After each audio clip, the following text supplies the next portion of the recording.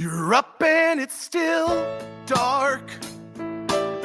Kick back with a cup of Joe. You know you've got friends waiting on 1620 The Zone. It's Happer and Schaefer. It's Connor and Mike. Listen on the radio stream or YouTube or podcasts. Anytime it feels right. It's Happer and Schaefer. Happer and Schaefer. Good morning and welcome in. Happy Wednesday. It's Happer and Schaefer here on 1620 The Zone, 1620thezone.com, The Zone Radio Network, The Zone mobile app, and all the things in between. Broadcasting worldwide. It's Happer and Schaefer. I'm Connor Happer. We have Joey Colbert, and we have Mike Schaefer. That's the show. Hi, guys. Good morning. How are we doing? Good. I'd say good. Fantastic. I do enjoy. So just a preview of how much I paid attention to what was going on with the Creighton game last night. I asked Connor how it goes before the show this morning, and then I find out that you called basically a 5-hour baseball. Yeah. That's what I heard when I woke up this morning. Let's see here. So 4 hours. They were still on the call when you woke up? No, I found out about the score when I woke up this morning because I got a text from the producer saying, I've been here for 5.5 hours. I bet they were thrilled. Shout out to the Peterman. Yeah, he's doing traffic. Peterman will be breaking in with your traffic updates at times throughout the show today. They'll be telling you that the traffic is normal. And How was the traffic on the base pass last traffic night? on the base paths was aplenty, except for innings 8 through 12. There was none. When the traffic would have been maybe most valuable. There was like lots of traffic from innings 1 through 7, specifically 1 through 4, and then almost no traffic innings 8 through 13 really, because it was a solo home run to win the game. That's right. Creighton won against Kansas. They did something the Huskers couldn't do, Connor. I wasn't going to say that. Joey said that. True. Someone's got to trigger the fan base. Well, It has to actually, be me. that is well under control. I think this station has handled that quite with aplomb over the last week or so. Just not us, naturally. We're very neutral. I would like to talk about this during the show today, but I was sitting there with I was sitting there in the booth next to John while they were doing that segment about Trey Taylor. And I had my headphones on, and at one point I thought about pressing the on button and going in there. Glad I didn't, first of all. And and so that segment was happening, and I'm I didn't really think anything of it. I was halfway paying attention. I was getting ready for the game and whatever. And then I checked my phone for really the first time when I get home. After sifting through all the Creighton baseball, tweets from the evening, it was the entire Nebraska Twitter fan base just yelling at John Bishop to the point where there were shirts that were made. Yeah, the shirts was a surprise. So I also happened to catch that segment because I was driving back from I ended up at a soccer pub yesterday afternoon. What's a soccer pub? St. Andrews over in Benson. Yeah, I think it qualifies as a soccer pub. I think so. I mean, it definitely qualifies as a pub, and then all the scarves on the wall, plus the fact that I think you could call it a soccer pub just because it has sort of British undertones. Sure. And there was the second leg of the championship league semifinals was underway.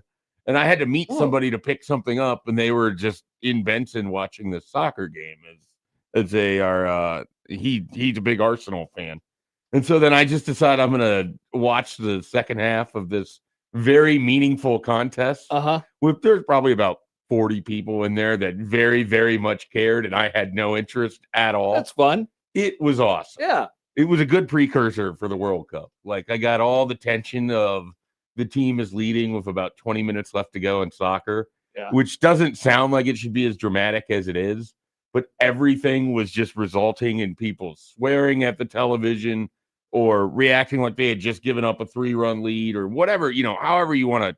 Now they do a playoff now in that? In the championship league? Yeah, they've always had a tournament. Okay, cool. So the Arsenal reached the final. I think they played Atletico Madrid. I think, again, by no means an expert here. Hey, I'm not going to wandered into a situation that was reasonably enjoyable. Someone offered me a Guinness, and so then I was there for the next hour. Oh, nice So job. it was great, but I was driving What a back great human. after that, and I heard that segment, and immediately I was like, this is not going to go well. Turns out the more consequential thing that Schaefer consumed in that hour was that segment instead of the Champions One League. of them was surprised by the just sheer joy of the experience. The other one was, yeah, I know where this is. And it largely went where I thought it would. Luckily enough, someone aggregated it, and Yeah, that's the thing. Yep. that's how it goes. It could have just died out on its own, but it caught fire, and then now everybody weighs in, and here we are. Yeah, I'm honestly surprised we don't get aggregated more. To be honest with you, you could really if you really wanted to paint a negative picture, you could just grab 30 seconds of the show on a pretty much daily basis, and you could do that. Now, there is more context to be added than that, but that's never that. Nobody on the internet cares about that. Context is sort of a lost art these days. We don't do that. I would agree with that, but I am not surprised that this is the latest. I'm far more surprised the number 51 and 50 took on a great significance with the afternoon show last week relative to this one. The number 51 and 50. Yeah, because he had the whole thing about how many picks they've had in the top 50 or how long it's been since Oh yeah. And then there was some creative math going on in the counter replies of this whole thing, and then that continued. They're like, I can't believe that was a running joke throughout the you rest started of the time frame at 14 years when you should have made it 15 years when there was only one additional first round pick, and that. So that one I was more surprised had a life than I'm not surprised that this one does. Yeah. Okay. Well, that is a topic. That is a topic of the day today, as we welcome you to a Wednesday show here on Happer and Schaefer.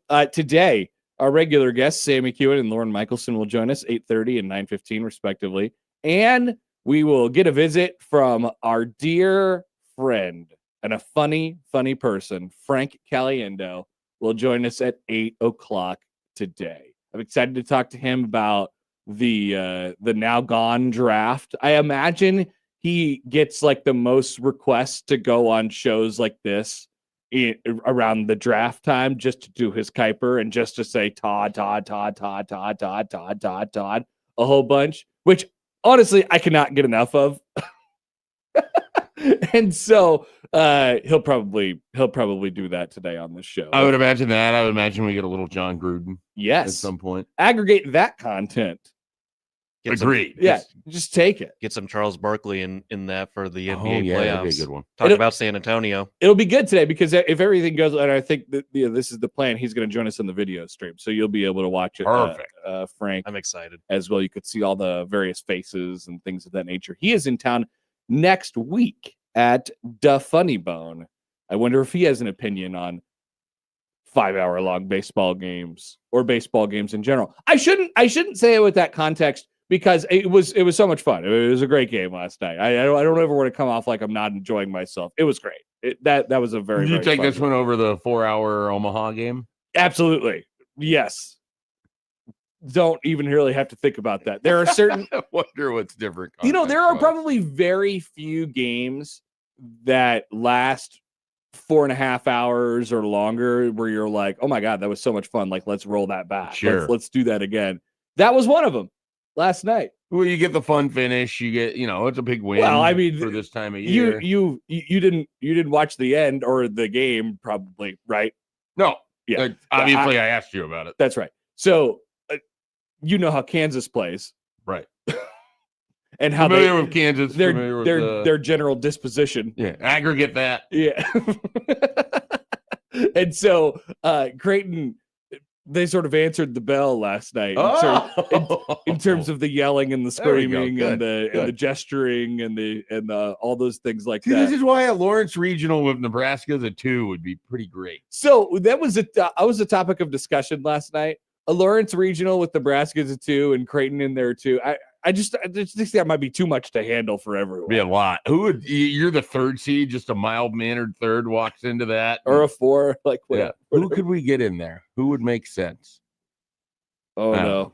I don't know who would the at-larges be that would make sense in that situation. Not that Creighton is really RPI hunting anymore, but I haven't checked the live RPI since last night. Any guesses? You're pretty decent bounce. I don't know, like 87th.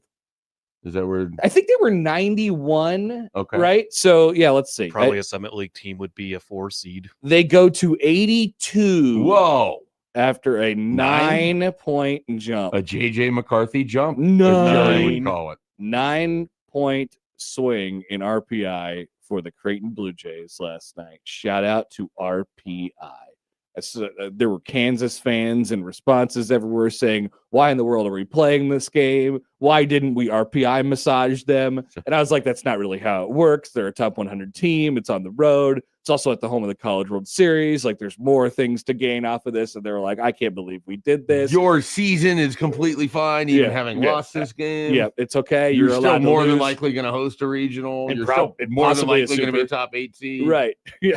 You're still going to win the Big 12. Like, what would the concern level be? I don't know. Also, but they were spiraling and I get it. Well, I don't really get it, but they were spiraling. There is also this thing now that is pretty well documented that Creighton kind of just owns Kansas. Wow. In things. In things. Well, I mean, think about They it. did beat them in basketball previous season. You got it. Okay. Volleyball, I think they beat them. They played them twice or 3 times last year. Whoa. And beat them.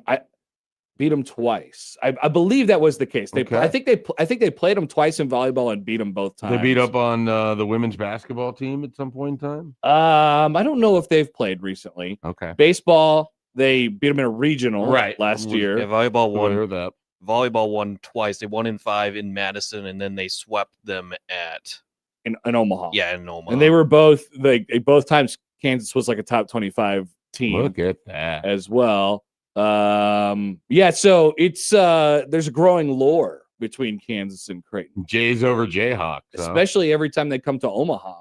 Wow. For some people would call it a big meteor game, and others would just say, I don't look at it that way. It's dominance. It's interesting. I don't know that there would be that much care of anything that probably isn't basketball, and then it's probably more big meteor game of the possible sport.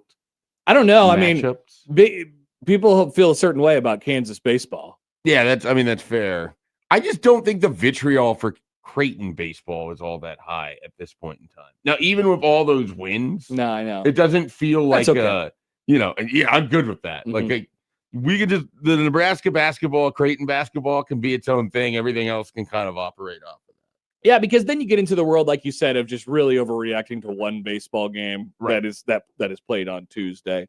I mean, you could lose a lot. Don't get me wrong on Tuesdays, but in the grand scheme of things, it's kind of like if you win it, you win it. And then I got to a certain point last night where it's like, all right, it's tied. It's in the 8th inning or 9th inning or 10th inning. It's like, we're here. We feel passionate about winning this game. Yeah. Losing the 4-hour and 50-minute game is an option that no one is going to win. A lot less fun. So there were. What's the most at-bats that any one player had last night? 7. Okay. The top of the KU order had 7 at-bats. That's not terrible. And by the way, that Jordan Bach went 0 for 7. They're terrible. Yeah. No, they weren't terrible. But yes, Ben North, a walk-off home run to right center field to win for How many Creighton. pitchers were used throughout this? Yeah, I was just going to count that up. I think Creighton used 10. Whoa. 10 pitchers to cover 13 innings. Yeah, 10. And by the way, 2 of them covered the last 6. 2 of them were just incredible last night. 10 for Creighton and 8 for the Jayhawks. That's 18 pitchers for 13 innings of baseball. So roughly 18 pitchers across 25-ish innings. Yeah, there was one out in the 13th when Yeah. he hit the home run. 25 in the third. Yeah. That's probably about it. In college baseball on a Tuesday, that makes fair sense. And three guys, so two for Creighton, Shane Curtin and Anthony Younga got, and then one, Cannon Carr for Kansas, got 9 outs each. Okay. Got 9 outs each. They threw 9 innings completely with those two. 9. Exactly. Can't avoid it. Exactly. Sindelar writes in, TV broadcasts that featured a Rob Anderson and Glenn Sisk last night. PBS loves their stats, people. I saw the Rob clip. I haven't seen the Glenn clip yet. I imagine that was a conversation. But yeah, I was doing the radio with Gary. We had fun throughout the night, but it was good to see the TV broadcast afterwards. We were home rounded up and stuff like that. And then you had the KU guys a couple booths down, and they wanted to win it too. And I heard some table pounding. There was no announcement that came over the PA, the interior PA, that said no table pounding. So there was no threat of. Always enjoy a good no table pounding. Yeah, there was no threat of Brian Haney being ejected from the game or anything like that. But it got a little hot. It was nice. It was fun last night. As you would expect in a 13-inning game. As you would expect in a 13-inning game. Now the question is, what did it do for Nebraska in RPI? Excellent question. I can't imagine it changes things a whole lot. Well, right, because they've beaten Creighton twice and they've lost to Kansas twice. Creighton twice. It kind of evens itself out. Nebraska goes up 1 spot 17 in RPI last night. You're welcome. Look at that. I think there's probably other results. Should be grateful. I'm sure. That's it. Like the conversation coming out of, they didn't get hurt when they went 2-1 against Illinois. Well, some of it is like, well, yeah, but if the weekend plays out in a certain way, they're still going to benefit because of what they've done elsewhere. There's other games. Once again, I feel like we need to mention this all the time. Other games get played. Yeah. There's a lot of stuff that goes on. All right. So, like I said, those are our guests today on the show. Sam McEwen, Lauren Michelson, Frank Caliendo coming up at 8:00. We would like to hear from you. 402-951-1620. On the Prairie Flower Casino Zone hotline, you can call or text that number. Tweet at us at HappenSchafe, at Connor Happer, at Mike J. Schaefer on the Liquid Trucking Zone Twitter feed. You can email Connor, Mike, or Joey at 1620thezone.com on the Equitable Bank Zone inbox. And we say good morning to our YouTube streamers this morning. Hi, YouTube streamers. Everyone is commenting on Creighton baseball this morning. It's a great thing to see. I thought I thought Jays get the clicks. I thought the days would never come, but 6:00 in the morning rolls around and people can't wait to comment on Creighton baseball.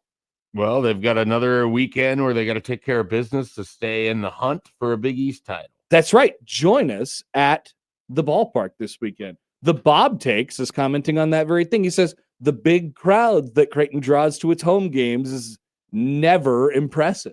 So here's the thing. It is a 25,000 seat stadium, and they draw like about 2,000-ish a game. It's going to look a little. It does look a little odd. With that being said, do you think more people attended a Creighton game or a UFL game over the weekend? I don't know if you saw those stands. Oh, I've seen some from the year, but not particularly over the weekend. Yeah, was it the Houston one? I don't remember. We had one that was a replay was playing on in the studio, and Joey and I were commenting on how bad it was at the end of last week. Yeah, it was something. It was last week. I want to say it was like been some rough looks. Yeah, I want to say it was like Arlington or Michigan or something like that. I don't know. It's one of those where it's like you could definitely find high school crowds that are going to dwarf the size of what's out there watching. Hey, I would imagine I haven't checked this in a while. I haven't checked this for college baseball, possibly ever, but I would imagine Creighton's like top 50 in the country in attendance. Oh, in baseball. Yeah, I mean, obviously you have like the 3 games a year that get slightly bigger elevated crowds. They were having a discussion about host stadiums for the regional, and if there was a certain amount of seats that you had to have, and then like UCLA's field that they play at, is it like 1,800 is the capacity? Yeah. John had looked up, and it does make you like even when Nebraska's not rolling, they still get a fair amount of people out to the park, and there's just only so many people that are going to college baseball games every weekend. I mean, that's the real takeaway here. Let's see if I could pull up the attendance numbers. Average attendance. Well, this is going to be easier than I thought. So Creighton averages, I don't know if this is updated from last night. Creighton averages 2,030 fans per game, which is 43rd in America. There you go. Top 50 indeed. So the top That's a good 25 number. every SEC team, and then like great question. a handful of like Southern Miss. Well, the top 10 are all SEC teams. Okay. So Mississippi State, LSU, Arkansas, Ole Miss, Texas, South Carolina, Tennessee, Texas A&M, Florida, and Auburn. Okay. Makes up your top 10. Then we go to the ACC. Okay. North Carolina. Florida State. Then we go to the Sun Belt for Southern Miss. The Fun Belt. Then we go to the Big Ten for Big Red. Look at that. There you go. They're 14th. 13th. 4,700. 4,700. That's pretty good. I'm not gonna lie. That was very good. Clemson, Oklahoma State, Hawaii drawing 4,000 a game. Hawaii good at baseball? I don't know. They would be instant fan favorites if they ever made it to the College World Series. 100%. People would love to root for Hawaii. East Carolina, Alabama, Oregon State, Virginia, Louisiana. Is there any like weirdo teams? UTRGV. UTRGV. Rio Grande Valley. 3,500 plus. How many interstates run through Rio Grande Valley? That's a good question. I think they're Check it out. constructing I-69. That's an ongoing project from Ontario to Mexico. Okay. UTRGV averages more fans per home game than North Carolina. Man, North Carolina baseball taking a step back. 27th in the country. Miami and all those other teams. So there you go. There's some attendance figures for those of you who were wondering at home. Elsewhere today, we have a variety of other topics. Aggregate them or not, it is up to you. That is your choice as a person with free will and capable of screenshots on the internet. So we could talk about some football today. The coaches have spoken on what they want out of the next version of the college football playoff. Spoiler alert, it's a bad idea. Nebraska, unfortunately, once again, don't aggregate this, did not win a national championship in the offseason. Didn't really even come close. That's crazy. I have another terrible idea that I'd like to explain to you. Oh boy. And yeah, we might talk about how the world is taking aim at John Bishop and friends. Bryson DeChambeau, a Bryson DeChambeau topic. Also, our friends in Kansas City, 3 hours down interstate, Joey, I-29. 29, of course, are planning for the World Cup. They've been excited about this for a long time. Turns out there's not much buzz for it. Oh no! Right now, we will dive into some numbers as we go on throughout the show today. Thanks for being with us. We appreciate it. We're off and running on a Wednesday on Happer and Schaefer on 1620 The Zone.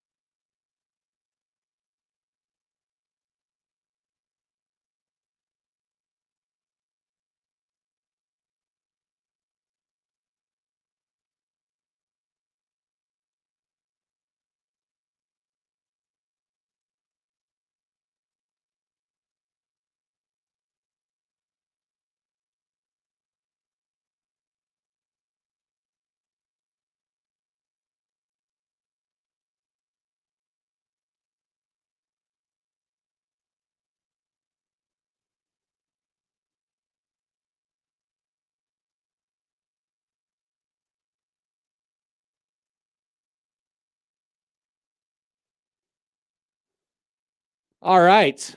Taking in the highlights from last night's Cleveland and Kansas City Major League Baseball game. Look, there's Isaac Collins. The Creighton baseball theme continues.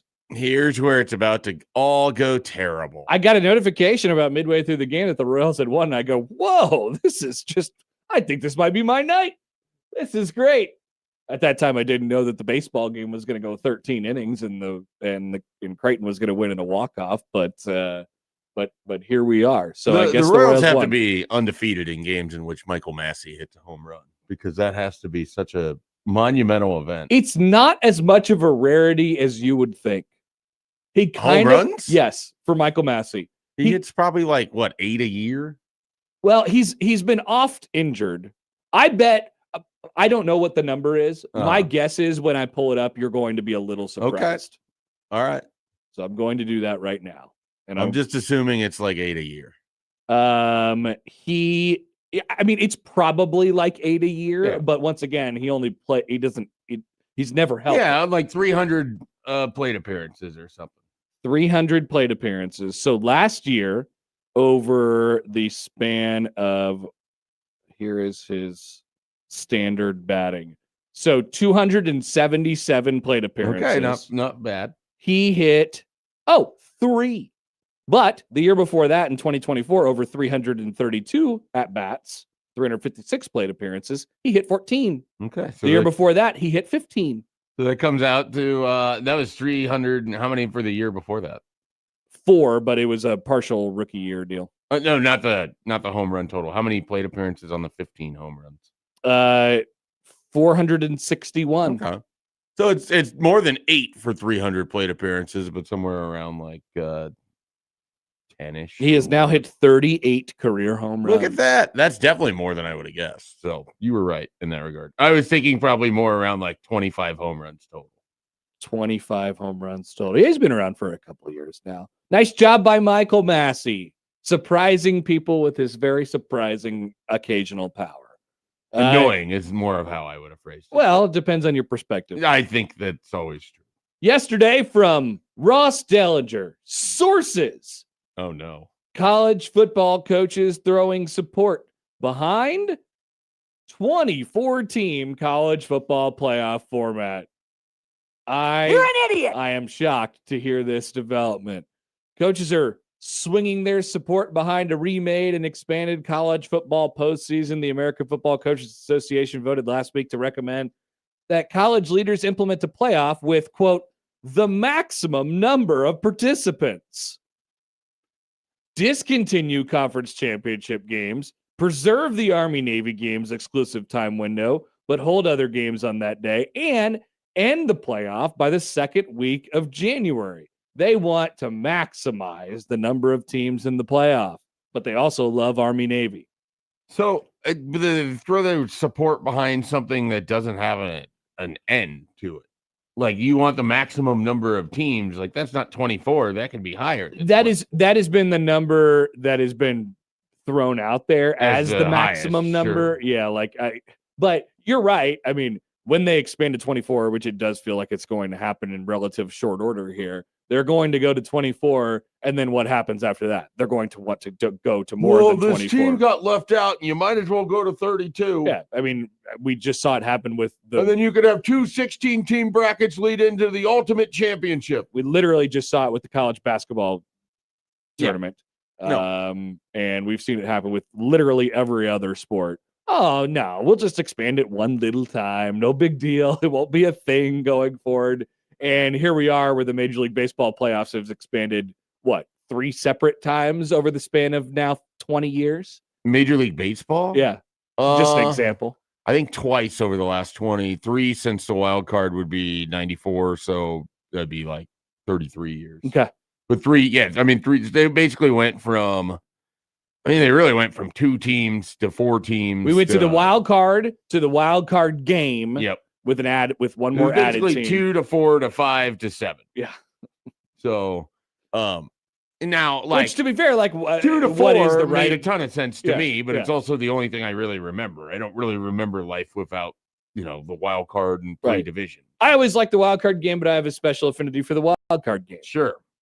And then, I I don't really hate the 7-team thing. I don't particularly love it. It's just sort of what it is. I watch the baseball. I will admit that. Like when it comes around, it's very enjoyable. I wish there were tiebreaker games still. Oh man, those were great. There were some good ones. I feel like the Twins and White Sox played in several of those. Yeah, there's definitely been some AL Central tiebreaker games. There was like a weird one year where it was a tiebreaker game between the Rays and the Rangers, and the winner of that got to be one of the participants in the wild card game. And so it was like this weird little playoff into the playoff. There was the famous one in 2011 where the Yankees and Rays were playing each other, and the Rays came back and Is it Dan Johnson? Is that the Dan? Yes, Evan Longoria had a tying home run. I think it was Dan Johnson who hit the game-winning home run in that game, and that forced. So Boston and Baltimore were playing, and I think it forced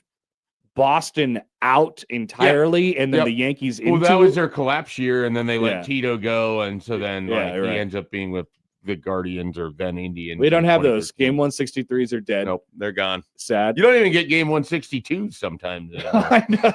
That's because true. there's so many teams that get in. They basically being like, all right, we don't have to make up these games in the same way. Do we even need a 162? That's the next question they're going to be asking. Why can't they will definitely not restrict the amount of games they play. Oh, but they'll say, why can't we just make the last 10 games of the season the playoffs and just expand it even further? That's basically what they're doing here. I would pass on that. Cancel the conference championship games, make a super mega playoff, and then everybody is happy. But meanwhile, this is senseless and needless, and nobody wants this except for the people who, once again, stand to gain from doing so, right?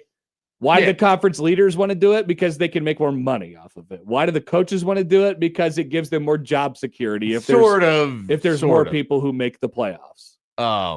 It is one of those things where like you're going to see coaches fired for not making it deep enough into the playoffs. Like you're the 17 seed and you're Alabama. That's not going to go anywhere. Like you've heard those same arguments too. I kind of tend to agree with them. But the point is there's nobody that actually cares about the greater good of anything. No, exactly. That is 100% the biggest issue with college sports right now. Although I do think I don't know that it lowers the bar if you go to 24, but I don't know. Like those coaches will always be able to say, hey, look, we made the 2014 playoff, and it's still going to be difficult to make the 2014 James Franklin made the semifinals and then got the boot. So he did, but you're missing an important part of that. Yeah, they struggled the year after. Yeah, they were pretty bad. Right. 1 year of bad races going to the semifinals the year before. That's not my Then you hire Matt Campbell. They did hire Matt Campbell. And that's not even a shot at Matt Campbell, but Matt Campbell, that was the solution to all of this. I know. Good Lord, Penn State. What a dumb decision. You're an idiot. Thank you. I agree. You go. The Dellinger writes, the 10 FBS conference commissioners and Notre Dame's athletic director met 2 weeks ago for their latest debate over the next iteration of what is now a 12-team playoff. At the center of those discussions is a 6-team or 24-team model. The former is supported by the SEC and the latter by the Big Ten. The two conferences, of course, must agree before any format gets adopted. Over the last month, influential leaders on the CFP Governance Committee, great committee, such as Big 12 and ACC commissioners, Big Idea Commissioner Man and Jim Phillips, as well as Notre Dame Athletic Director Pete Bavacqua, have swung their support behind a 24-team field. They're siding with Tone. Everyone sides with Tone.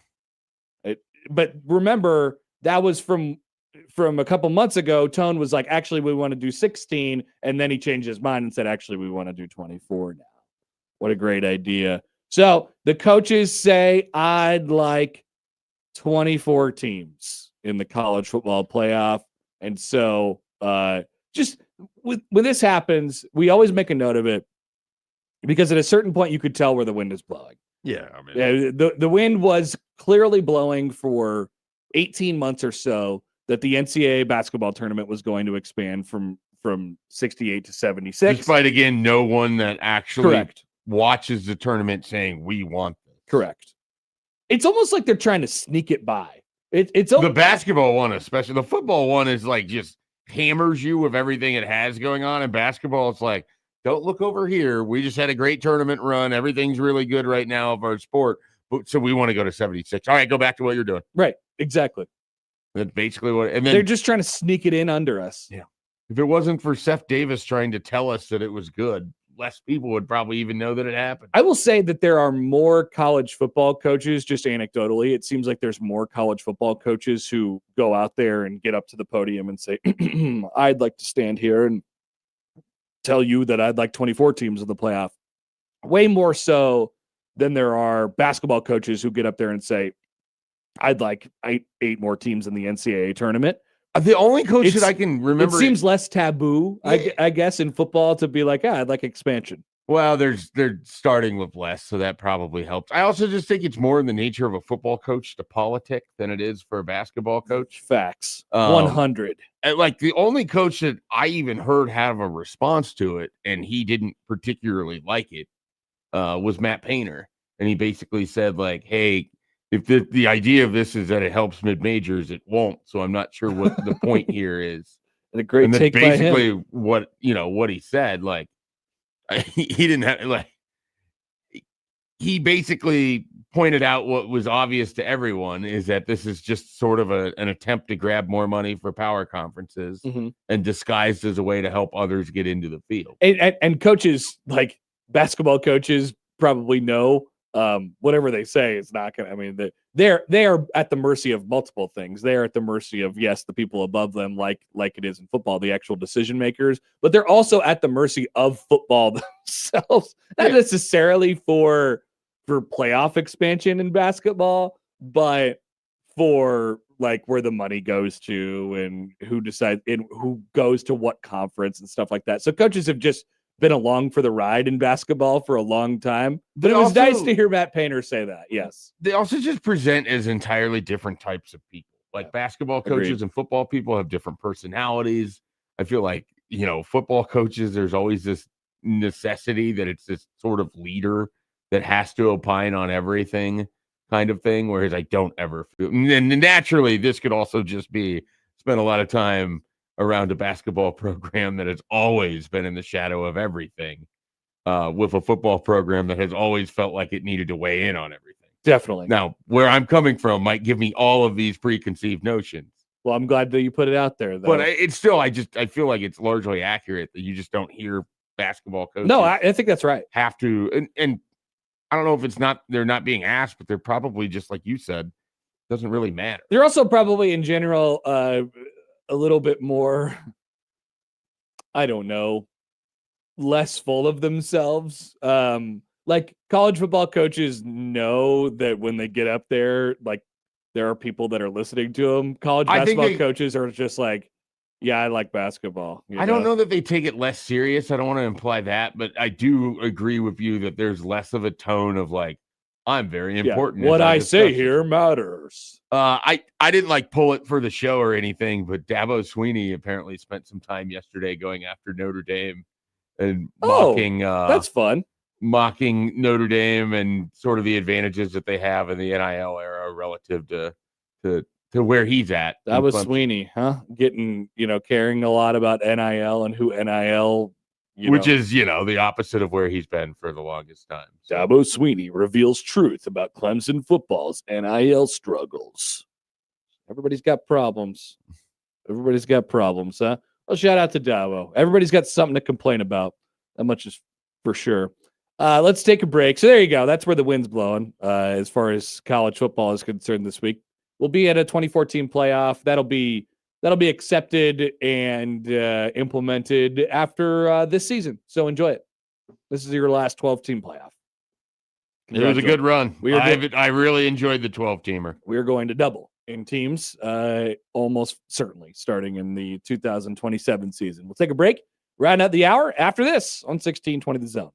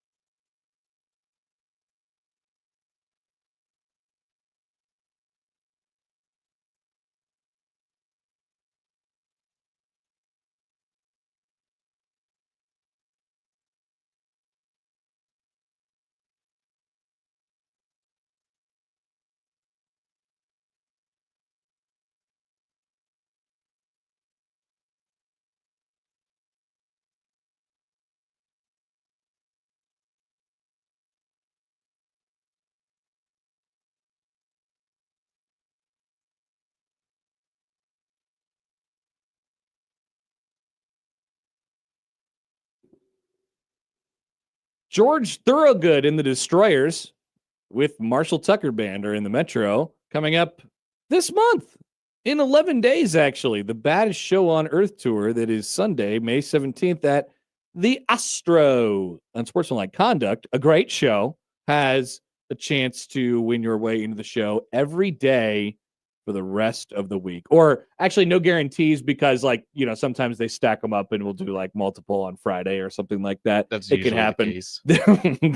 In theory, they should have 4 chances for you to get. Hey, hand up on that one. I fail to do the giveaways often. So, that one's on me. That's why you got me here. As Bo Pelini would say, I point the thumb. Joey is on top of it. Joey do be keeping me on track. There's absolutely no doubt about that.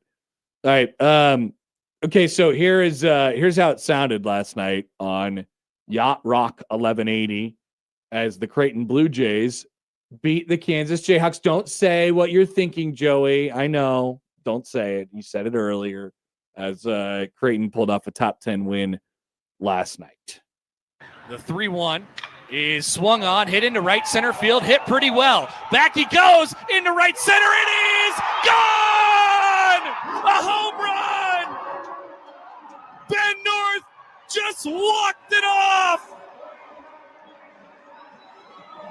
You have got to be kidding me! In an epic all-timer! Ben North, his 10th home run of the year! Creighton wins it 9-8 in 13. So that was at about 10:55 last night. That was the text that was when Peter texted saying it's done. Thank God. Thank God. I was already asleep by then. And yet I saw the Peter man sitting in there doing traffic this morning. Look at that. Just dedication. Absolutely. Well, he's happy his Thunder won last night against the Lakers on Taco Tuesday trifecta. He probably had it. He probably watched that game in its entirety. Yeah. Just sitting in a room right next door to us. Well, it started at 7:30 because the first game was at 6 on Peacock. Okay. And that game was the NBC selected game. The Pistons. Yes. The Pistons. That was a fun game to watch. Taking a 1-0 lead. Oh, by the way, I got to show you, since it was a good reminder, it was Cinco de Mayo last night. I got to show you guys the shirt that Creighton was giving away last night. I have it in my backpack. I'll go pull it out. It's great. I don't know that you'll love it, but you might love the idea of it. Okay. You might love the idea. I'm on board with it. It was Cinco de Mayo last night. It was Cinco de Mayo. There was a play on Cinco de Mayo. By the way, tonight in the NBA, we have game 2 between the Knicks and the Sixers, and game 2 between the Timberwolves and the Spurs. 6 and 8:30 on ESPN tonight. Actually watchable linear television inside games. the NBA tonight. Which, by the way, speaking of TV, was there something last night? Because I got a couple tweets during the game that people couldn't watch the broadcast on Nebraska Public Media because there was it was on Nebraska Public Media World. Oh, I've never heard of that. And so Rob, I saw, Rob Sims tweeted at me. This is probably confusing. Rob Sims tweeted at all of us. He was like, why can't I get it? And then Rob Anderson ended up sending him back just the stream link to it. I think it was on YouTube and stuff like that as well. But they have an alternate channel now where I didn't know that. I didn't actually know that either. So Nebraska Public Media. If you wanted to get more of a feel of John Bishop, which some people do and some people don't apparently, then you would have had to go to YouTube, which is where some people do out of context watch John Bishop. Yeah. There should have been shirts made for that baseball game last night regarding John Bishop. A lot of shirts with John Bishop these days. He's a popular man. Cody writes in, call should have been Ben North takes it all the way south for a walk-off. It was south. He hit it south directionally. He hit it into South Stadium. It was a good call. I think that the befitting of the moment, the enthusiasm. You were wondering if you even mentioned that it was a home run. You did. Because I didn't think it was going to be gone. I didn't think it was going to be a home run. I mean, he hit it. You said hit pretty well, so you had an inkling. That's all I was able to give it at first. So I was like, it's hit pretty well. I don't know if it's hit really well, but he smoked it. Oh, no. Now we have a 9 drop. We got a 9. That's I gotta put it into the system though. that was the best part of the call. I'm good. And now it's a drop. All right. Joey's spending all of his time worried about a backup quarterback over here. Oh, Meanwhile, I got Josh Peterson sending me Are you saying really long Substacks about why the Packers might not be good in 2023. Oh, Josh is already Oh. crafting takes Yeah, I for the guess. NFL season. No, he didn't write no, it. He one- read about it. No, but No that's wonder why things how are he being said crafts about his him. takes. I see what you're saying. He reads the Substacks. I was thinking to myself, like, I am not investing this much time about the Green Bay Packers. Oh, he's thinking about it. I It's haven't on his really mind. digest the whole quarterback news. For the Yeah. Packers. No, with the Packers, with their backup or what? Yeah, yes, they're back up. Tyrod Taylor. We'll take a break. We'll come back. 7 o'clock hour up next on 1620 The Zone.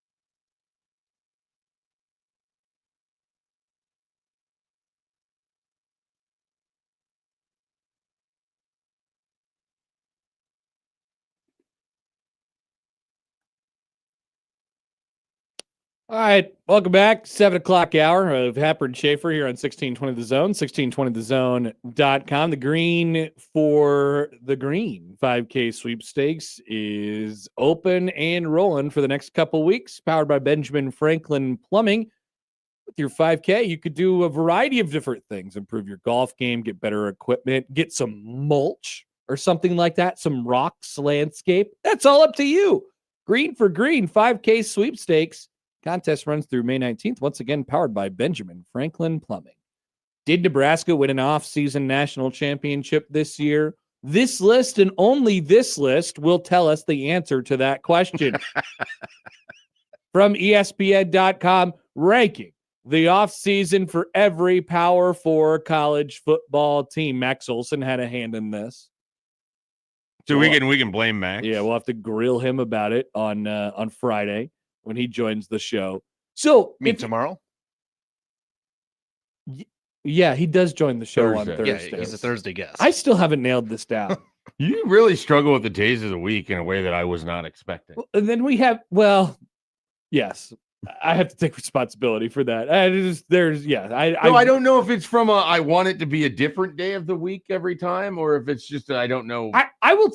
Here's my excuse, okay? Because it feels like my day, like this is a continuation of the previous day. The morning show is like a continuation of the previous day. So you don't feel like anything happens in between? It's odd, or maybe it's actually the other way, where like the night before is the start of the next day. Okay. And so like there's this thing where, because there's no buffer zone in my mornings anymore. We've talked about this before. Yeah. You just like come into work and then you start your day. Like right. You're just absolutely hard launching into the day. Yep. There's no buffer zone. And so that throws off my sort of rhythm as far as what day it is. I think I have to, like, when the clock hits about 7 or 8 o'clock, I have to start tomorrow. Okay. Because there's no buffer room. So I have to get the show ready and do all my stuff that sets me up for like stuff that happens before 10:30 in the morning. You know, I love processes. When you were doing the midday show, when were you starting your prep for that? The night before, but probably not until not as intently as the day of. Yes, I'm throwing stuff together and ideas together probably about 8 or 9, sitting there for a couple hours. And if I wanted to stop doing it, I could, because there was the buffer time in the morning that I could take advantage of.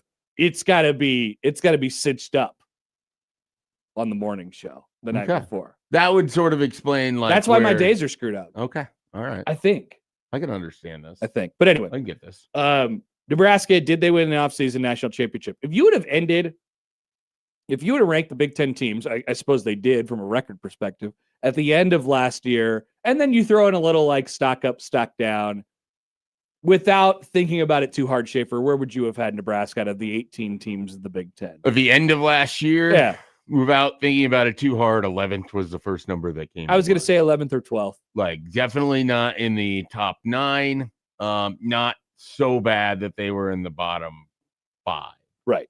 So, like, in that other range. So, when this article of ranking off seasons of Power 4 teams comes up, and it says Nebraska is 8th in the Big Ten, I was honestly actually pleasantly surprised.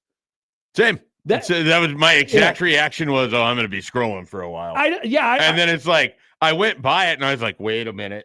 I thought that it was kind of going to be a situation where they were going to be in the teens and we were going to have this discussion because of, the arrow is pointing down and it was like, I don't know, but there they are, pretty much right where they always have been, right, as far as preseason rankings are concerned, which is, I think it's an interesting topic in and of itself, because as we experienced some weird crap yesterday and all that stuff, like as odd as the conversation has been at times, and we've done a lot of self-evaluation of like, why is it like this, and why does anybody care, or why does anybody not care, or like what the thing is right now, they still have about the profile of basically every Nebraska team preseason for the last 10 years. Yep.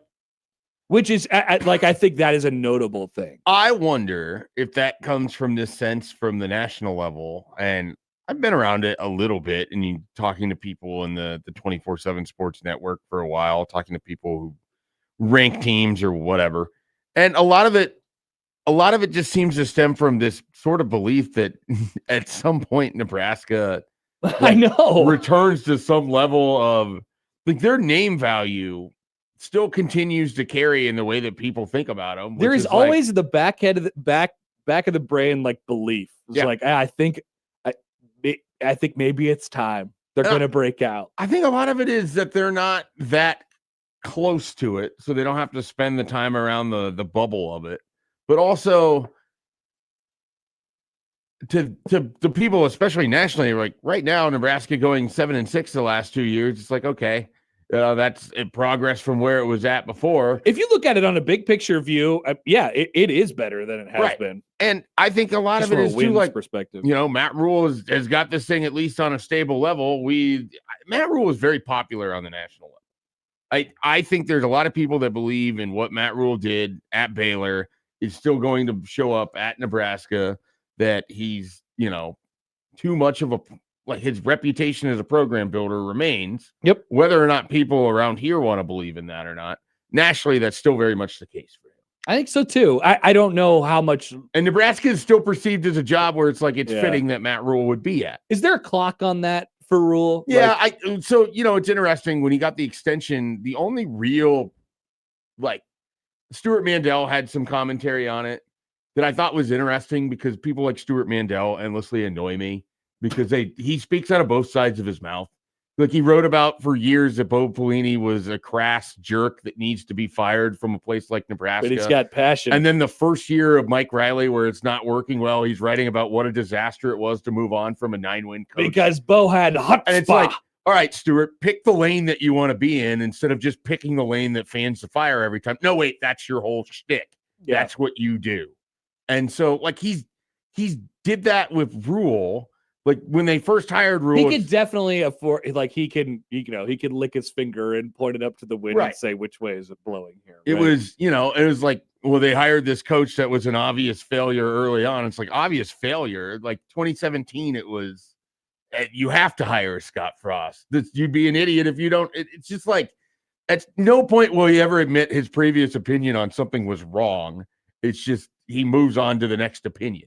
Sure. And so He's that an was, opinion haver. but that was the only real national reaction I saw to Matt Rule that was sort of somewhat like, what are they doing? This guy hasn't won enough here yet. Everything else was like, all right, he's kind of reset the floor. Let's see what the next part of the act is at Nebraska. And they look like they're valuing stability right now and things of that nature. So I still think at the national level, Nebraska's viewed favorably. Yeah. Relative to around here, where it's just like, this is an abject disaster, which I don't think I think it's swung so far in the other direction that we had a week like last week, like where locally. Like, what even happened to cause all of the Matt Rule conversation last week that was going down? Well, he did go on. He had the one radio appearance for an on hour. her that, but he didn't. You remember? No, he didn't. That? It was pretty inconsequential. After that, we're talking about it. And you're like, this was actually one of the better appearances he's had in the offseason. I did say that. And yet it led to the week where it's like everybody was in their fields about this football coach. Well, I think because like people listened to it and they saw or heard completely different things that I did. And they were like, what's up with this guy? Why is I'm like, dude, it's all right. Like, he could go on the radio and talk.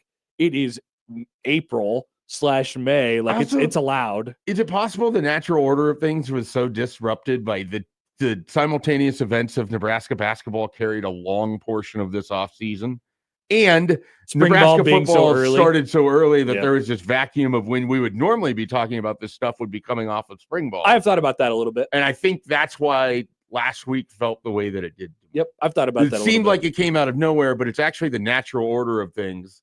We just didn't have the normal spring. It's weirdly now it feels like we're drinking. And I heard them on Unsportsmanlike Conduct say something like this yesterday too. Like, it's almost like we're drinking out of an off-season fire hose right now. Like, all the off-season topics and the stuff is just like bubbling up for some reason. But it's interesting, you know, like you said, Schaefer, it feels like locally although admittedly I do have a difficult time at times, because if I say the wind is blowing in a direction that people hate this guy, people will be like, what are you talking about? Like, you just see it from such a negative twinge. And if I say, oh, well, it feels like people are like overly weirdly positive, people will be like, what? I don't see, so whatever. So let's just say it feels like it's ever so slightly drifting toward like negativity is around here. If you're to binary, like positive of what versus we hear, negative, which again, I from think what is we hear. the big thing. And Like, it's a small the sample size. loudest for sure. section of it has just been people that are unhappy.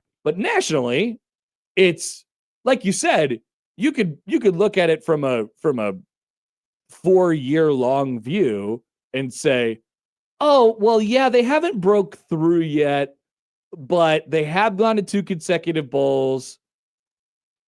They were competitive when they had Dylan Raiola. It's definitely not pointing down. It's pointing, I don't know, like 10 degrees up or something like that. And it's like, okay, Matt Rule's on a steady long-term climb here. Fine. They don't have to sit around and wait for it like we do, because they'll pull in 2029 and say, I knew it was going to happen. Nebraska was going to break through under Matt Rule. I knew it. This is what he does. He just builds. This is what he does. Meanwhile, in 2025, people are like, it's just not working for Rule. One of the funnier things in the last decade, at least to me, and I don't know, it's not funny for the fan base, but like the continuous, there's always an article every summer of sleeping giant programs. Mm-hmm. And Nebraska has been listed in this article every time since roughly 2015. 100%. And has just remained asleep for the entirety of that stretch. 100%. Like, I talk about this. This is why the Minnesota fan base seems to hate Nebraska so much.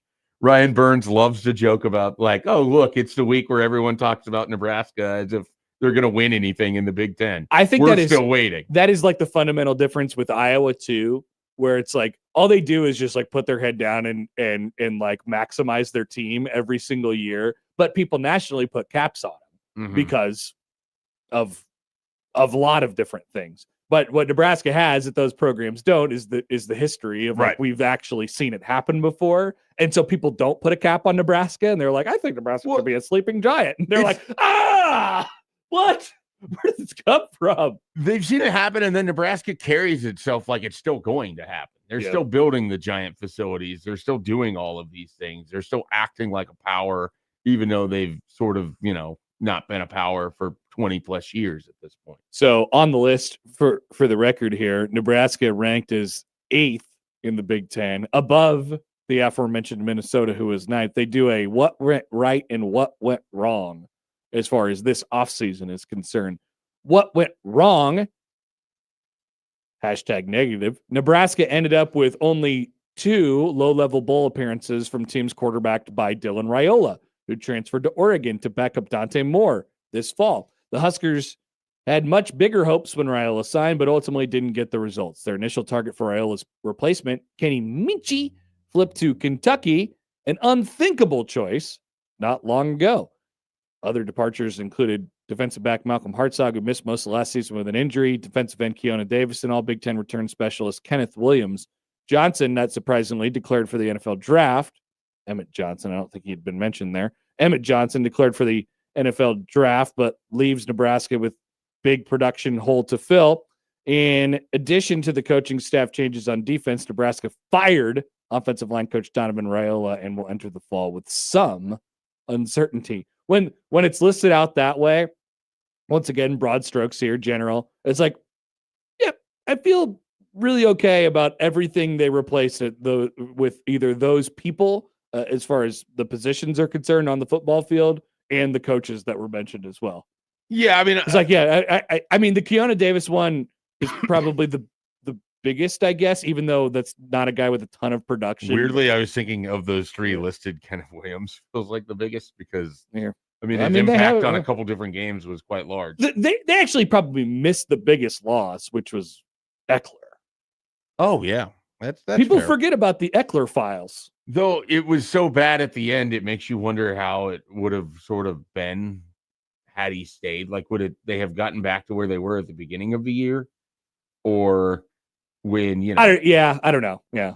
And the problem was did get bad at everything the was end. bad at the end, so it didn't stand out near as much because the offense was bad, the defense was bad, and the special teams was bad, and the results bad. I think their biggest loss is Mike Eckler. Yeah, I would think. co-sign with that. Well, I mean, I assume we're discounting Dylan on that, or do you think including Dylan? I think including Dylan. Yeah, I would still take Dylan over Eckler, but I can accept the argument with it. As tried and true tradition would have it, I am burying Dylan Raiola. Yeah. Well, I mean, if it works out with Calandria, then the burying will be even deeper, I think, at that point in time. Definitely. What are you doing? I'm burying you. I'm alive. I think that's exactly what's going to be happening. What went right, according to ESPN? Huskers emerged from Minchie's flip with an experienced and talented quarterback in UNLV's Calandria, the Mountain West Offensive Player of the Year, who brings 31 career starts, 7,500 passing yards, 49 touchdowns to Lincoln. They also bolstered their offensive line with Paul Mabenga, Brendan Black, Tree Babalade, Owen Chambliss, San Diego State's leading tackler and first-team all-league linebacker, followed Rob Orich to Lincoln. Nebraska needed a defensive reset. And Orich could turn out to be a great hire. The Huskers retained most of their non-starters. Many of their incoming transfers bringing starting experience. Nebraska's high school recruiting class is very small, but features a top 300 recruits in Danny Odom, Claude Mpuma, and Dylan Barramon. Yeah, I don't care about that part. I guess Odom might make a difference this year. Odom, of the three, I don't expect much from, certainly don't expect anything from Claude. And then Dylan Berryman, if he's playing, it's probably not a great sign of where things are with your defensive line. But once again, I think if I'm reading the tea leaves here, the general takeaway from all of that from the national level was like, yeah, I think they lost a few things, sure, but they also gained a few things. A lot of it is they kept a lot of guys. Yeah. They added a quarterback that intrigues us. If they're a middle of the pack Big Ten team right now, which is what they're sort of viewed at in general, I can't tell you that they're going to make this giant jump going into 2026. I also don't think that there's going to be this massive fall off because of what they lost either. It's just like steady. And I do think that ultimately is the genesis for what the conversations have been like this offseason. Like, people don't around here, we've usually had the arrow either going steep up or steep down, and mostly steep down for a while, frankly. And like, it just always feels like it's moving, or there's a reason to be very, very excited, or there's a reason to be so angry. And right now it's just not any of those. Yeah. Like, I really don't think so. If you're really looking at it from a 40,000 foot view, their elevation is relatively steady, which doesn't sound like a bad thing to me at all. It really doesn't. Now, I think the pessimism about where they're headed is fair. It is. I really think that. Like, I don't know what their ceiling is. I don't know what they're going to end up being, but I think the sky is not falling. To me, it's fair when it's sort of in the conversation of, hey, this program doesn't feel like it has a particularly high ceiling right now. Like, I don't really know that's where what the high point of this looks like right now. I don't know if they have the ability to reset to a high point. Right. Where I get sort of because there's no because people say, well, then if we're not trying to make the playoff, or if we're not getting to the playoff, then what are we doing here? That kind of a lot actually still. That I can understand that. It's when it goes to the other side of, this team is terrible, this program is terrible, they built nothing, there's been no progress. But that's when I just tune it out, because that's so over the top to me, and it's not true. Like, I can understand why people don't look at 7 wins and think, oh man, what an incredible accomplishment. At the same time, I have a long enough memory to remember how people were responding to the 4 and 5 win seasons of a decade. Yeah. So they have, again, elevated the floor, which is very good. The problem is the ceiling doesn't feel high enough from the floor, so you just feel trapped in the middle. And that's where I think Nebraska football is. Yeah, if the car was driving down the road and getting a little wobbly, whoa, Whoa. It's steadied out a little bit right now. That doesn't mean it's not going to eventually crash. Or Yeah, I mean, there's always a room for a lot of different things that could happen. And there's room for this to be an absolute disaster season. I just don't see it. I think they have so many soft wins on their schedule. It's hard for me to see where the disaster comes in at. Calandria is really the tricky the part that But they have such a deep quarterback room that what if he just sucks? They can replace him with a guy who started multiple games for him last year. Yeah, but then your offense changes, and that always throws a wrench into things. Right. And well, that's where you sort of have to you got to run. Then you got to run the ball better than he was last year. Maybe, I don't know. And then with an offensive line that you expect to be better, and maybe a running system that's a little different with Jeep Wade, does that reset things? Like there's so many pieces inside a program that feels stale where we just don't have answers to that. I think it allows for more possibilities of there could be some upward mobility. It's just to what level? I don't even think on their best case scenario, I'm not even entirely sure they're a top 25 team. It's really kind of tough to say when you're talking about someone's best. Where are we going? Where are we going? What are we doing here? But fire him. 8-4. I think if they get to 8-4, it's a pretty strong season. Oh, definitely. Yeah. If that is, but they may not be in a top 25 team with that 8-4 either. Maybe not. Here's Terry on the Equitable Bank inbox. Subject line Baylor bump. Hi guys. The Baylor bump was eons ago in a galaxy far, far away. His formula was good. Start young players early that took their lumps for a few years, then matured into a good team. But in today's world of NIL and the portal, players are going to bail rather than stick it out. The past is long gone. Rule needs a new formula. And it seems he's adapted, but hasn't turned it into a massive success yet, Terry. I actually don't think that Rule needs a new formula. No, I think we're going to see if the formula plays out with all the guys they've retained. I think Rule needs to get back to his old formula, which feels like it accelerated too fast here at Nebraska in year 2, and they got caught up in some wrong things. I think they're trying to get back to that a little bit. Unfortunately, it is a formula that takes a long time to bubble. And I think they tried to hybrid the formula with Dylan Raiola and win now pieces and all of this stuff, and it didn't work. And in the meantime, they were still trying to build everything else. And you mentioned it the other day. I agree with it. There's an element of this where I wish that he would have come in and just tried to continue to be what he was, rather than sort of chase what he wasn't. And I still think the jury's out as to what that means with a Dana Holgerson. I really think you need the Rob Arch defensive coordinator thing to hit, similar to how it did with Tony White. Yeah. You need someone that can run a defense that can sustain, because I just don't think they're ever going to be a great offensive team. Like it or not now, I mean, you're up against the clock a little bit more. Oh, yeah. Well, you wasted 24 and 25 chasing the Dylan Raiola thing, and it didn't work. These are years of people's lives. Years of people's lives. Years of his own life. And we're not getting them back. We absolutely are not. Let's hear from you guys. 402-951-1620. You can call in to the Prairie Flower Casino Zone hotline. Tweet at us on the Liquid Trucking Zone Twitter feed at @HappenSchafe. We will get to some of your responses. Come back with more. Once again, Frank Caliendo, our funny friend, will join us coming up at the top of the 8 o'clock hour. Sam McEwen will still join today. Lauren Michelson in the 9 o'clock hour as well. We'll be back right after this on 1620 The Zone.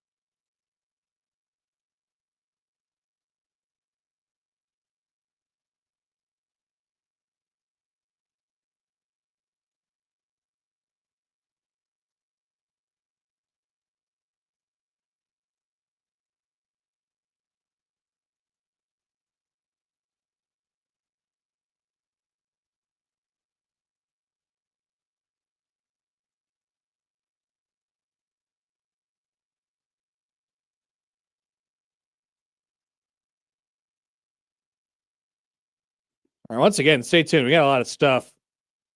Frank Caliendo is going to join us at the top of the hour.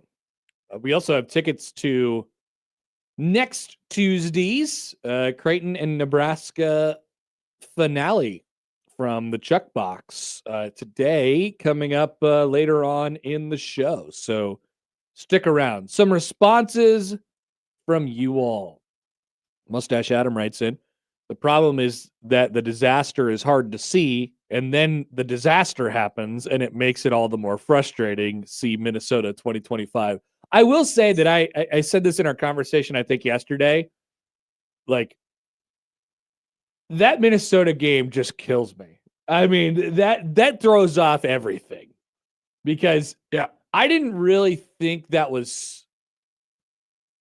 Not that I was really convinced that they were over it, but I just really didn't think that was in their bag last year. And they just I was so completely... prepared for that game that I feel like I've come out of it on the other side where everyone else still has PTSD from it. Yeah. And I'm basically just like, yeah, that was the quintessential Nebraska just doesn't show up. Those are the things you can't do, though. Like, that you just can't, like, that can't happen. For whatever the previous problems with the previous coaching staff were, like, those games just are not allowed to happen in year 3. They might be allowed to happen in year 1. I don't know. You just rarely get passes for those. When I think about the stuff, for all the crap that went wrong and all the nonsense off the field and whatever in the Frost era, like, I still think back to the COVID year Minnesota game and the COVID year Illinois game, where I'm like, what in the absolute hell happened in these games?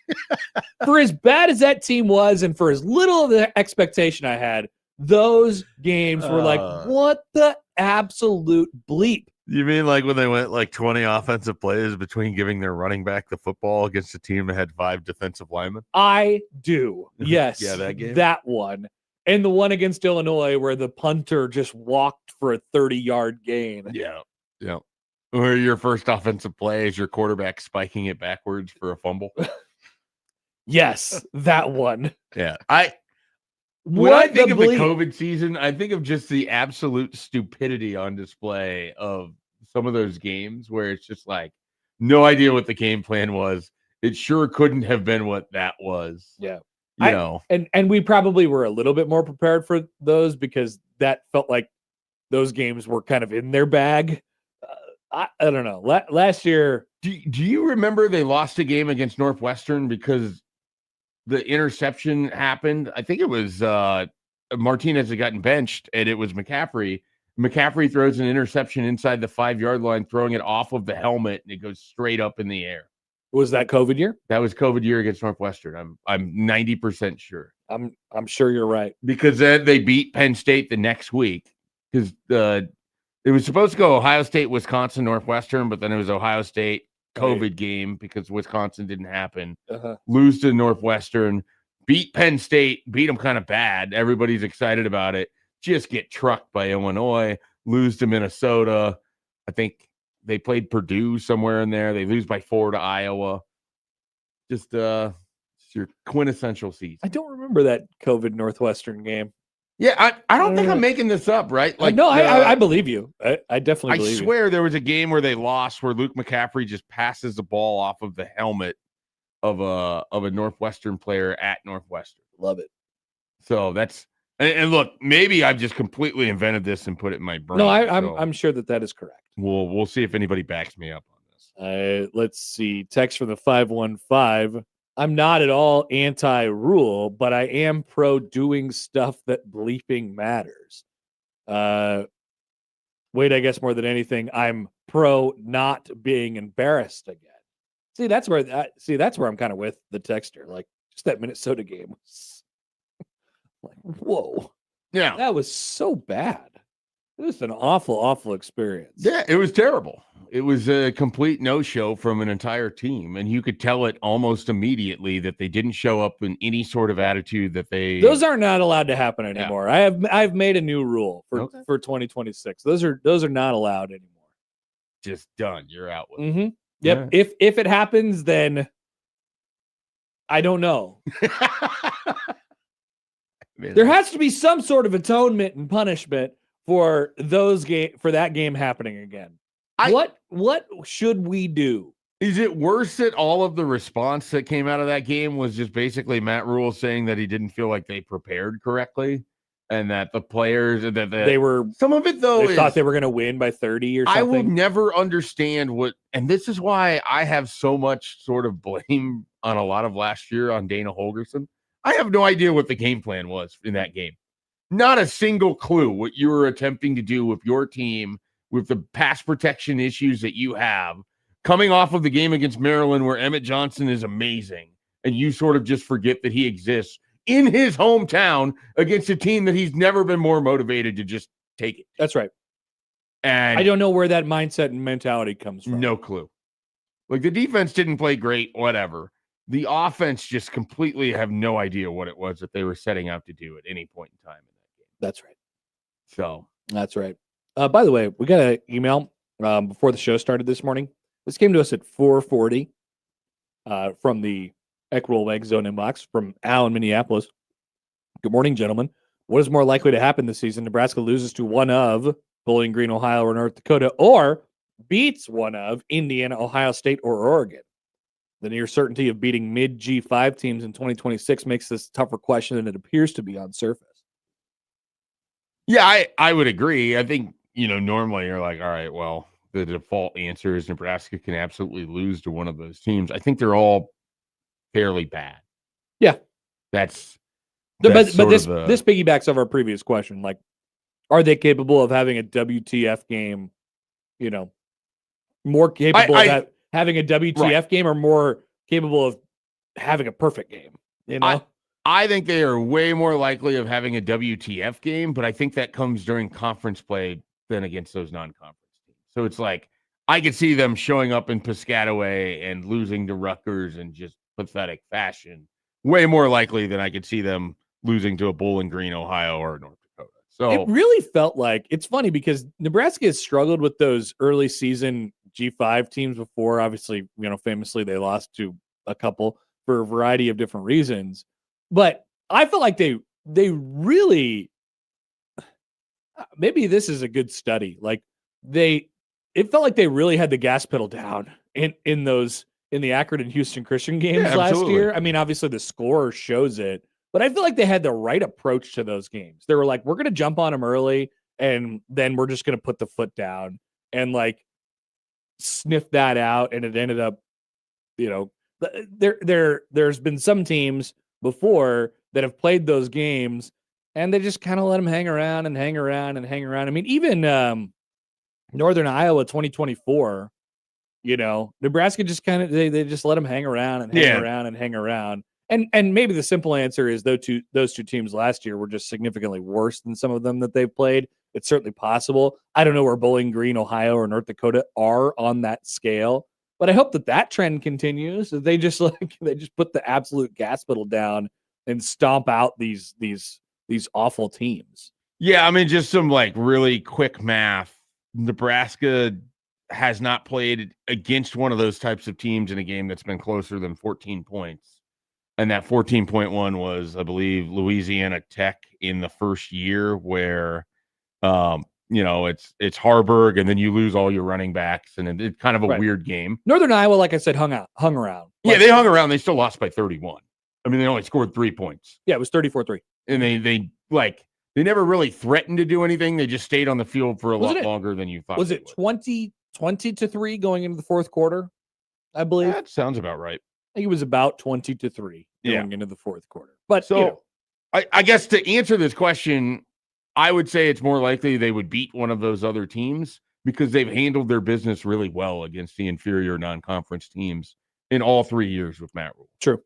Like they, no teams had a lead against them in the fourth quarter in any of these scenarios. Like, as you said, last year, they absolutely took apart Akron and Houston Christian, fairly early in those games to make that academic.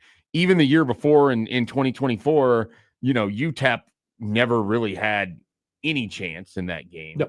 And there was a weird little consternation of like, oh, could UTEP be sort of an annoying team? Yeah, and it went away after like the third drive. Right. And then I forget who else. And then Northern Iowa, which we've talked about. So I think it's more likely that they would beat one of the three better teams, but it's like a small percentage. It's just that I think their chances of losing one of those first three games is almost 0%. Almost 0. Yeah. Yeah. They have too much returning. So what would you put their chances to beat one of the big teams? Like 10, 5%. Maybe? Almost 5%? Yeah. I'll give it 15%. I'll give them a good 15 chance. to Look get at one. Joe. What would you say? That's right. You didn't give it 9. Oh, nice. That actually makes sense. What, Joey, what would you put the percentage of chance to lose one of Ohio, Bowling Green, and the other one? I'm gonna give it a 9%. Yeah, No. I think North Dakota, by the way, is the other one. Ohio might be a little sneaky. Ohio They- might be sneaky. You heard it here first. They might give you a headache. That's what I was hearing a while back, so I'm just gonna go with what I've been hearing. They've been a good program. They're replacing a ton, and they have breaking in a new coach for the third time in 5 years. I would not be concerned about Bowling Green, North Dakota. I would be more concerned about that first game in the season against a sneaky good Mac. Bowling team. Green's head coach, Eddie George. That's right.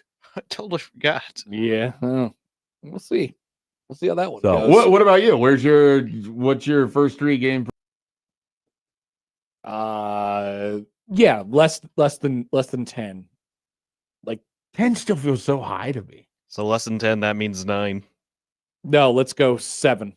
Okay. All right. Scott Frost. Yeah, I'm like at 1%. Okay. 7% chance to lose one of the 3 games. I'm sort of doing a little back of the napkin math as well. And then percentage chance to win one of the 3 against the big teams is like it's higher. Yes. So to answer the question, yeah, I think it's more likely that they beat one of the big teams. Right. But Not by like a whole lot. right. That's where I'm at Not too. by like a whole lot. It's better, but not so much that I would tell you to go out and bet. All right, let's take a break. We have plenty to come today on the show. We're almost halfway through. Frank Caliendo is going to join us at the top of the 8 o'clock hour. Sam McEwen will join us at about 8:30. Lauren Michelson coming up at 9:15. We have a few more topics to get to. We have coming up next, though, our headlines brought to you by Joey. After this on 1620 The Zone.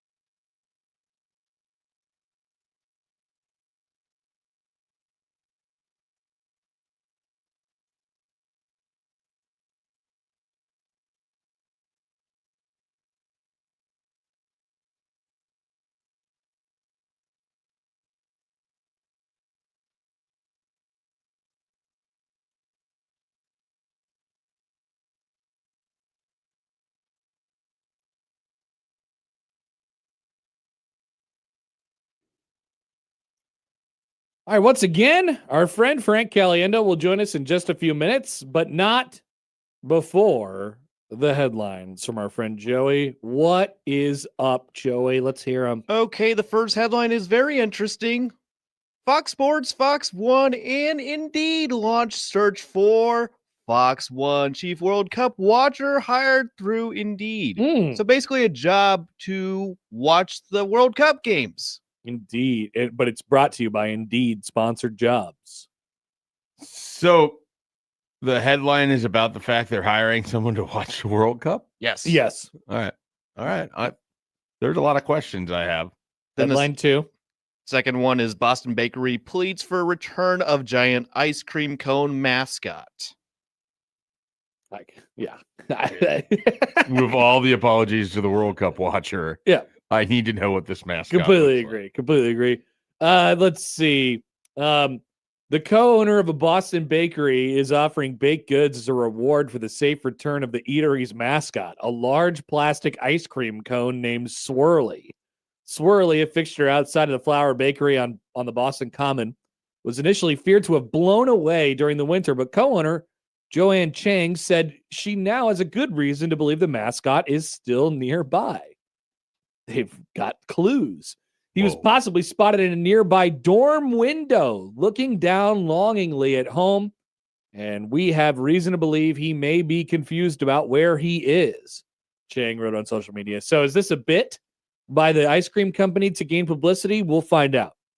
She said all the bakery wants is Swirly safe return. To anyone who is temporarily sheltering him, thank you for protecting him this winter, and please return him safely. No questions asked, in exchange for baked goods and our eternal gratitude, Chang wrote. So the question is this: is this corporate, are they doing this for clicks, or did some college kid actually take Swirly and now is taunting the ice cream place? Did you see Swirly sitting up in the window here, looking down, forward, sad? I actually you have to click on a link to get an actual photo. I would never click any link. You got to click But you click the link for this story. Is it this social media post? Yeah, this guy. I think so. It should. Nope. Well, that'll work too. I think you at least get to see what Swirly looks like. Okay, all right. Swirly is just in a window in Boston. Yeah, now that'd be quite the move from the person who lives in the apartment to be like, yeah, I stole this off the street and I am going to now put it like 150 feet from where it actually belongs. Yeah. Sort of an interesting move, but what are they going to do about it? What are they going to do about it? Here's the thing. My biggest contention here is it's not really a mascot. It's just a prop. No, it really is. I wish it had eyes. I do too. If it had eyes and arms, it's a mascot. Yeah.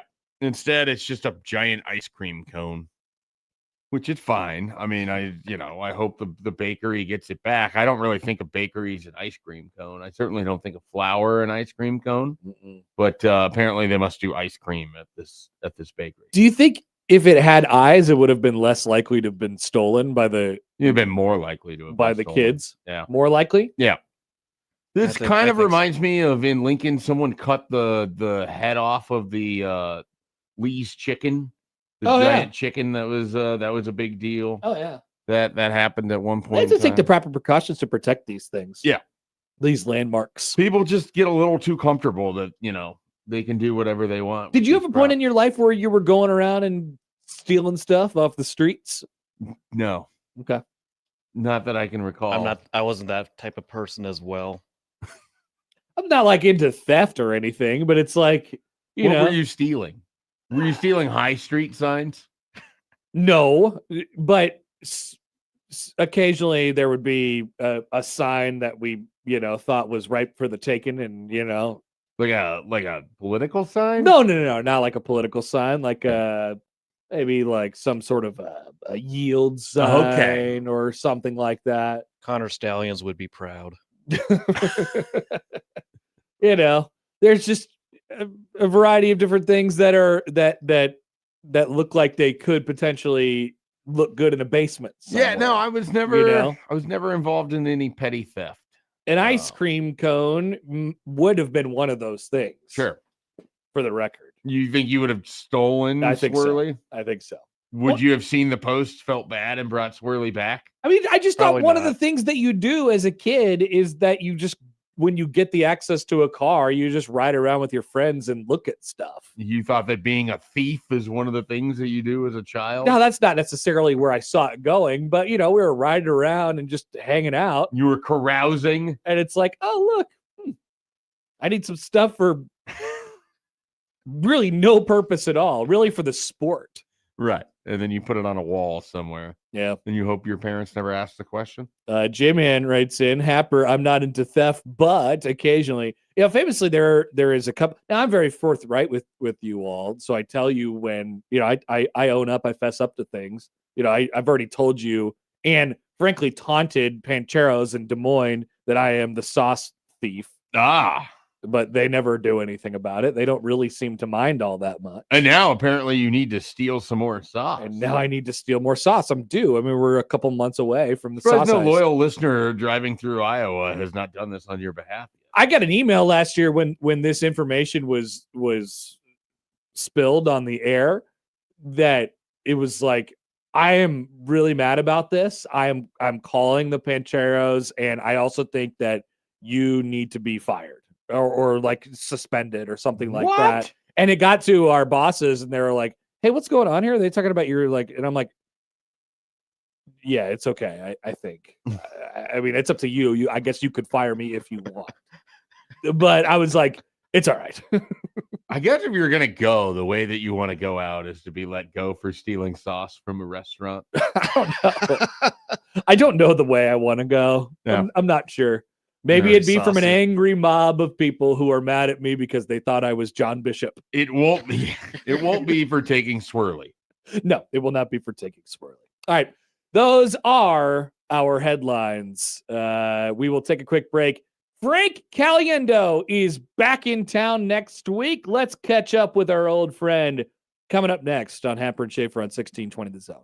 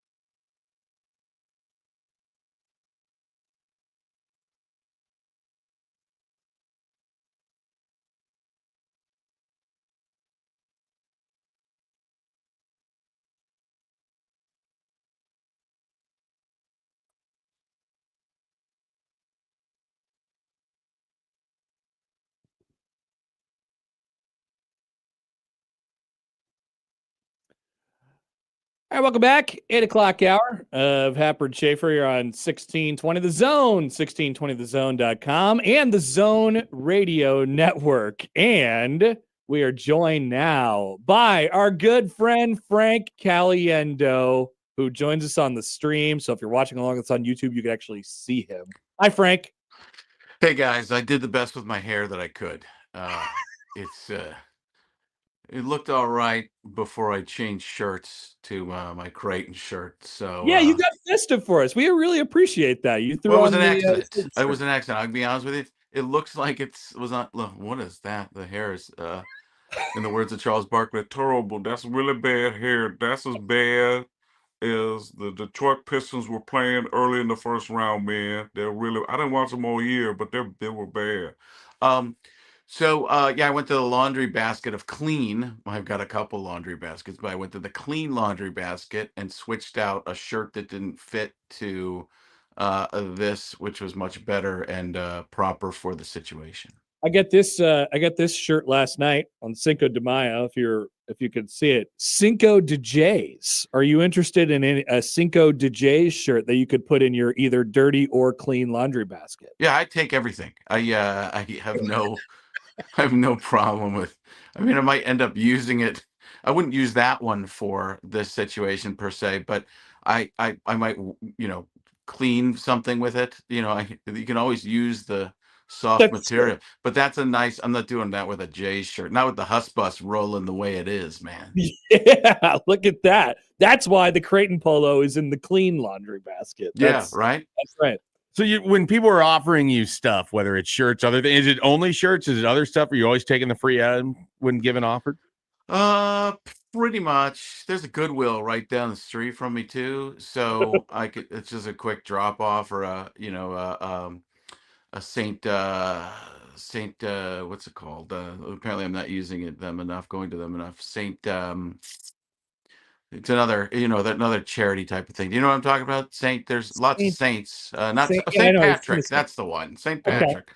No, Saint Paul. No, it's Saint Peter, Paul, and Mary. Is that the one? Yeah. I'm not familiar with enough saints to be able to help. Yeah, I got it. Looking at you, I got that feeling. It took me a second, but I don't know.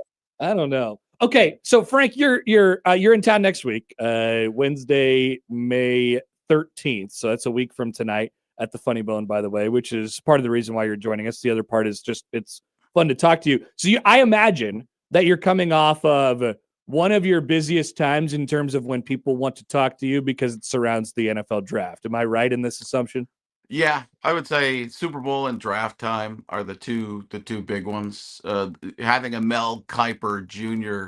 impression in the arsenal is always something people want. If they want the rapid fire, no nonsense knowledge about what the NFL draft is all about. Talk about being in my basement for the first 20 years of my career with a 3-ring binder and a landline telephone, calling up young men, finding out what their family situations are, how they did in preschool all the way through ninth grade and in high school. At the end of the day, Mel Kiper Jr. to be hard pressed to tell me otherwise. So Kiper is still at it too. Like I'm not like super into draft coverage, but I'll flip it on and he'll still be on there with that exact same cadence, talking about the exact same things all the time. And that's the only time, by the way, Frank, in like a year where they get him like out of his cave. Dungeon. Yeah. I think he just has ration supplies. He just never leaves that room. Yeah, that's who he is too. Well, he's so much nicer than what you see on TV. The guy on TV is like this super villain, but when he takes off the glasses and he goes home, he's the most super sweet, normal, nice guy in the world until you talk about football stuff. Then he gets defensive and he's like vampire-ish. But he came to a show of mine in Baltimore one time. And I got to the Mel Kiper Jr. part in the he told me he was coming. I think I might have seen him before and after, but I definitely hung out with him a little bit after too. But he sat in the back And I get to the Mel Kiper Jr. portion of the show, and I go, "There's a guy named Mel Kiper Jr." From the back, I hear Todd, Todd, Todd, Todd, Todd. So he was taunting me from the back of the Baltimore Comedy Club, and he's got this beautiful wife and a beautiful daughter. And you're like, what is your cadence hypnotic? What happened? What are these people doing? Talk about tremendous situation. Go for a walk on the beach. That's how I met my wife. I said, "You're a beautiful lady sitting there right next to me. I just wanted to be like to go for a walk on the beach, maybe a movie afterward. We could start off by just getting if you don't drink coffee, a cup of tea. But at the end of the day, we end up getting married, have a beautiful child." It's not an act.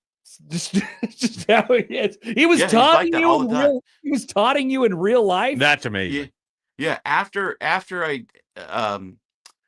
after I did the first sketch of him, I got a call after I did the first one on ESPN. He goes, "Frank, is that you? It's Mel Kiper. A tremendous sketch. The entire Kiper family enjoying the entire. Besides the sketch, you did a great job. You do a Todd McShay? Like, I don't have one. Maybe you could work on Todd McShay. Anyway, I'm looking to go to Vegas. I know you did a residency there in Vegas. And again, I wondered what the kind of shows. You ever go to see Cirque du Soleil? There's so many different Cirque du Soleil shows. The one with the Beatles, the Michael Jackson. There's the one with the clown at the beginning with the beach ball. What's that one called? Never mind. Blue Man Group. What about Blue Man Group? Are they like the Avatar people? Is that what they are? Are they from a different land? And you're trying to understand who these people are? In Blue Man Group, actual blue people? Maybe aliens. What's with the toilet paper going on? And how about you ever hear the duct work, the vacuum cleaner duct work they got spinning around paints? You think they got to change shoes after every show, Frank? Is that what you think they got to do? I don't know. Let me know what you think about best shows to see in Vegas. I like the bendy people, like I said, out there doing a great job from Russia and China doing the Cirque du Soleil. But at the end of the day, for my money, I'm gonna go see an Elvis impersonator. At the end of the day, that's it. That's why you're it's always at the end of the day. At the end of the day. At the end of the day. How do people when the people that you've done impressions of? What's the response generally? Is it usually favorable? Is it probably you get a little of both? Most people like it now that over the years, I think at the beginning, Madden used to dislike me so much until I finally met him. Probably told you that story, made his grandkids laugh. But that Gruden gets it. I one time asked John Gruden, is this like keep your friends close, keep your enemies closer? He's like, come on, man, we love you. Cindy and I love you. Deuce, come here, man. Lift the truck for us, guy, man. His son, the power lifter. So generally people get it. And Jim Rome's the only one who never really, he won't even give him eye contact. Caliendo does not deserve any eye contact from me. Not cool. Wow. What is up? Takes himself too serious. I mean, he did try to fight, Jim Everett that one time. Chrissy. What's up, Chris? Chrissy Everett. Fantastic. So you probably bumped into him a couple times at like a Super Bowl radio row or something. I've never bumped. I've walked past him, but he just puts the eyes forward and doesn't really look at me. Just buzz right by. Jerry Jones, I don't think liked it. I couldn't tell. He did one of those. He did like Jerry Seinfeld looking at his watch when Newman tries to talk to him. Oh, okay, that kind of a thing. Yeah, because I did a show for the NFL owners in Minneapolis when the game was there years ago. That was right after Gruden signed a $10 million a year contract, and Jerry was just sitting at his table. I have been trying to figure this stuff out, and as the owner, general manager, and head coach of the Dallas Cowboys, I have decided that we will play with an extra player this year on the field at all times. That will give us an advantage and it will not be a human player. It will be a robot player, like the kind that Elon Musk has at the Tesla dealership. I think it took Jura about 4 minutes to say something that could have To say nothing. To say, well, yeah. as it turns out, we are unable to use the humanoids at this time, but we will be looking into it to decide if there is an alternative course of action. As we reach that course, we will, as intended, do as we please. So speaking of that, Frank, do you go in and like I know you've done it with Creighton when you come up here, like go into practices and do the smaller and like specifically tailored kind of routines or whatever bits toward the A team? little Like, bit. It's always just a little bit. I never work that hard on the Right. tailored stuff. Right, because I see what I see more than anything these days, and I can't get enough of it. The O's guy, the Those mentalist. Perlman? Yeah. Yes. Holy crap. So maybe you need to add some magic I was thinking about it, man. Hey, mind reading. Connor, is your pin number 2217? How'd you know that? Yes, Tell you exactly. what, man, it's tremendous. I just know it off the top of my head. I don't even need like do the whole kit and caboodle like O's Perlman, the Wizard of O's, man. I'll tell you what, It's got the some whole scary thing. stuff. It really is some scary stuff. Thank you, Coach Gruden. All right, so we're Well, going. did you see the thing when they did it during March Madness? Barkley kind of he did the thing. He's like, well, you gave us that question where you asked us those two guys earlier, and O's just goes, Yes, they were freaked out. They were freaked out. no, but no, did you see like Barkley gave up like so O's plants the suggestions in your head beforehand. Right. So he does like all kinds of stuff. But Barkley actually said to him, he said, well, when you were asking us those questions before the show, and he said those two names, and he's like, and those just changed direction. Like there's all kinds of stuff that he does to lead people in ways. He plants the thought in your mind. So Barkley, without knowing, probably just like, or maybe he didn't. Maybe Barkley's a secret genius. Like he knew that's what was happening to him in the moment. There's nothing secret about it, man. It's GLP-1s. I'm never gonna get a smaller suit. I'm just gonna I've got to wear a giant suit so everybody knows how much weight I lost. Have you met Barkley? Has he? Yeah. Barkley's the best. The first time when I did meet him, he's like, Frank, you got to keep doing me. I'm like, what? You got to keep doing that impression of me. I'm like, why is that? Because every time you do it, I end up making more money. I mean, Madden called, like, there's a story. He told this, Barkley told this story on New Heights on the Kelsey Brothers podcast. And Barkley had told me this probably 10, 15 years ago at, I think it was a Cavaliers NBA Finals game. I saw Barkley and he's like, John Madden wanted to sue you. And I told him that was stupid, man. So Madden had called Barkley. And I was like, we got to sue Caliendo. And Barkley's like, why, man? He's making us lots of money talking about us. He's like, we got to sue him. If there were these commercials I'd done, which probably was on the verge, like Mad might have had a point. And it turns out Mad was just mad about the fact that my shirt wasn't tucked in. Like, it's just a weird thing.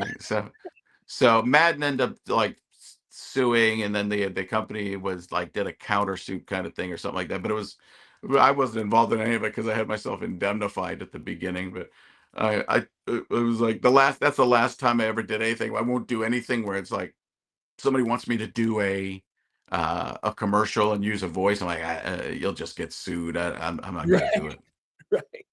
Well, we know we love Chuck because it's amazing that he has been able to stay in such good graces, especially with like the college basketball people. Frank, I mean, you're a college basketball guy and you watch it all the time. And then Charles Barkley comes in at the end of the year and does the NCAA tournament stuff. And he's like, I don't really know what's going on, but this is all. And everyone's like, yes, this is the analysis I need. Just the guy with the blue shoes just passed to the guy with the purple headband.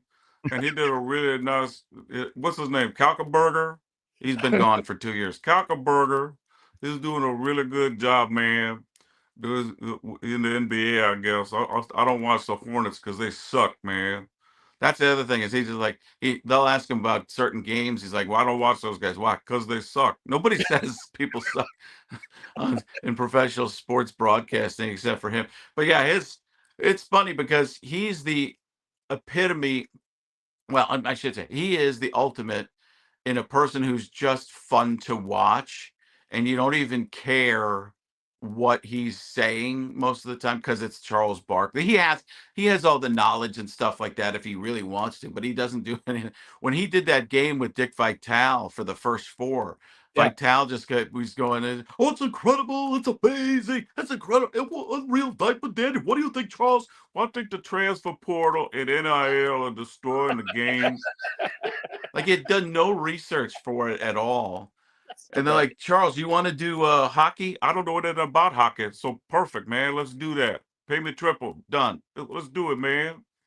That's been the trend. We're putting people in very unorthodox positions. We're putting Stephen A. Smith everywhere, Charles Barkley everywhere, and it does lead to some great clips on the internet. I don't know if it's always the best analysis. Speaking of great clips, man, I'll tell you what, they give a great haircut, man. So Gruden's the only guy who can wear a Pizza Hut hat while wearing a Domino's t-shirt. He's like, "I tell you what, anybody in the mood for pizza, I'm double sponsoring right now, man." He made this bit out of college football teams just sending him stuff.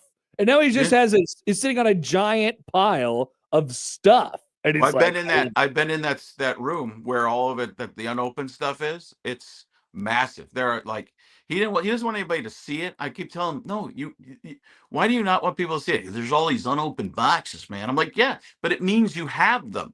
People think like the bad thing for people would be if you just threw them out. You have every single one of them from like a high school in Louisiana to IU. I mean, it's unbelievable everything that he has. It really is. And there would be no amount of opening of the boxes at the pace that he wants to where he could get them all open. But No. he's going to try. That's for sure. All right. Well, the show is next week, next Wednesday. Does that mean are you coming into town on Tuesday night? I might be able to get there. I can try and get in with you guys. I'm just saying there is a Creighton, Nebraska baseball game that night. Oh, really? On Tuesday night, the night before your show, which it'll be fireworks. It'll be the whole big thing, and could be interesting. Oh, and that's at your incredible stadium there. It's at the incredible stadium there, right yes, downtown, Charles Schwab Field. Charles Schwab, man.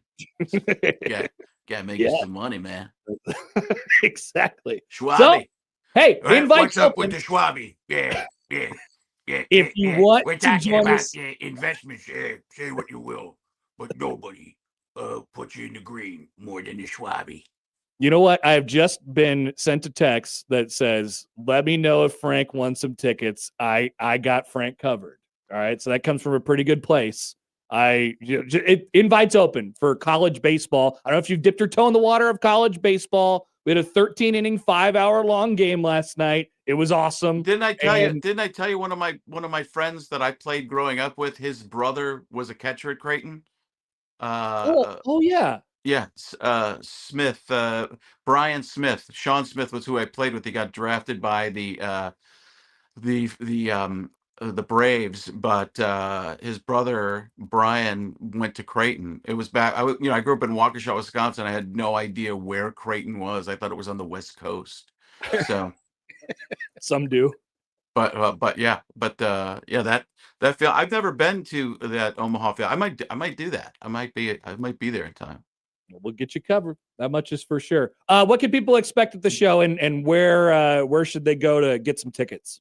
FrankOnStage.com for tickets. You can also go to I think it's omaha.funnybone.com. But either way, if you go to FrankOnStage.com, there's a tab to take you to the Omaha Funny Bone, and it's just that one night, next Wednesday night, and I'm in Des Moines the night before, or I go Omaha the 13th. Thursday is Des Moines at the Funny and Bone then there. Kansas City, right? Kansas City on Friday and Saturday, and Sunday I'm out. I do have to go out west. I'm actually doing something for the Big Ten coaches.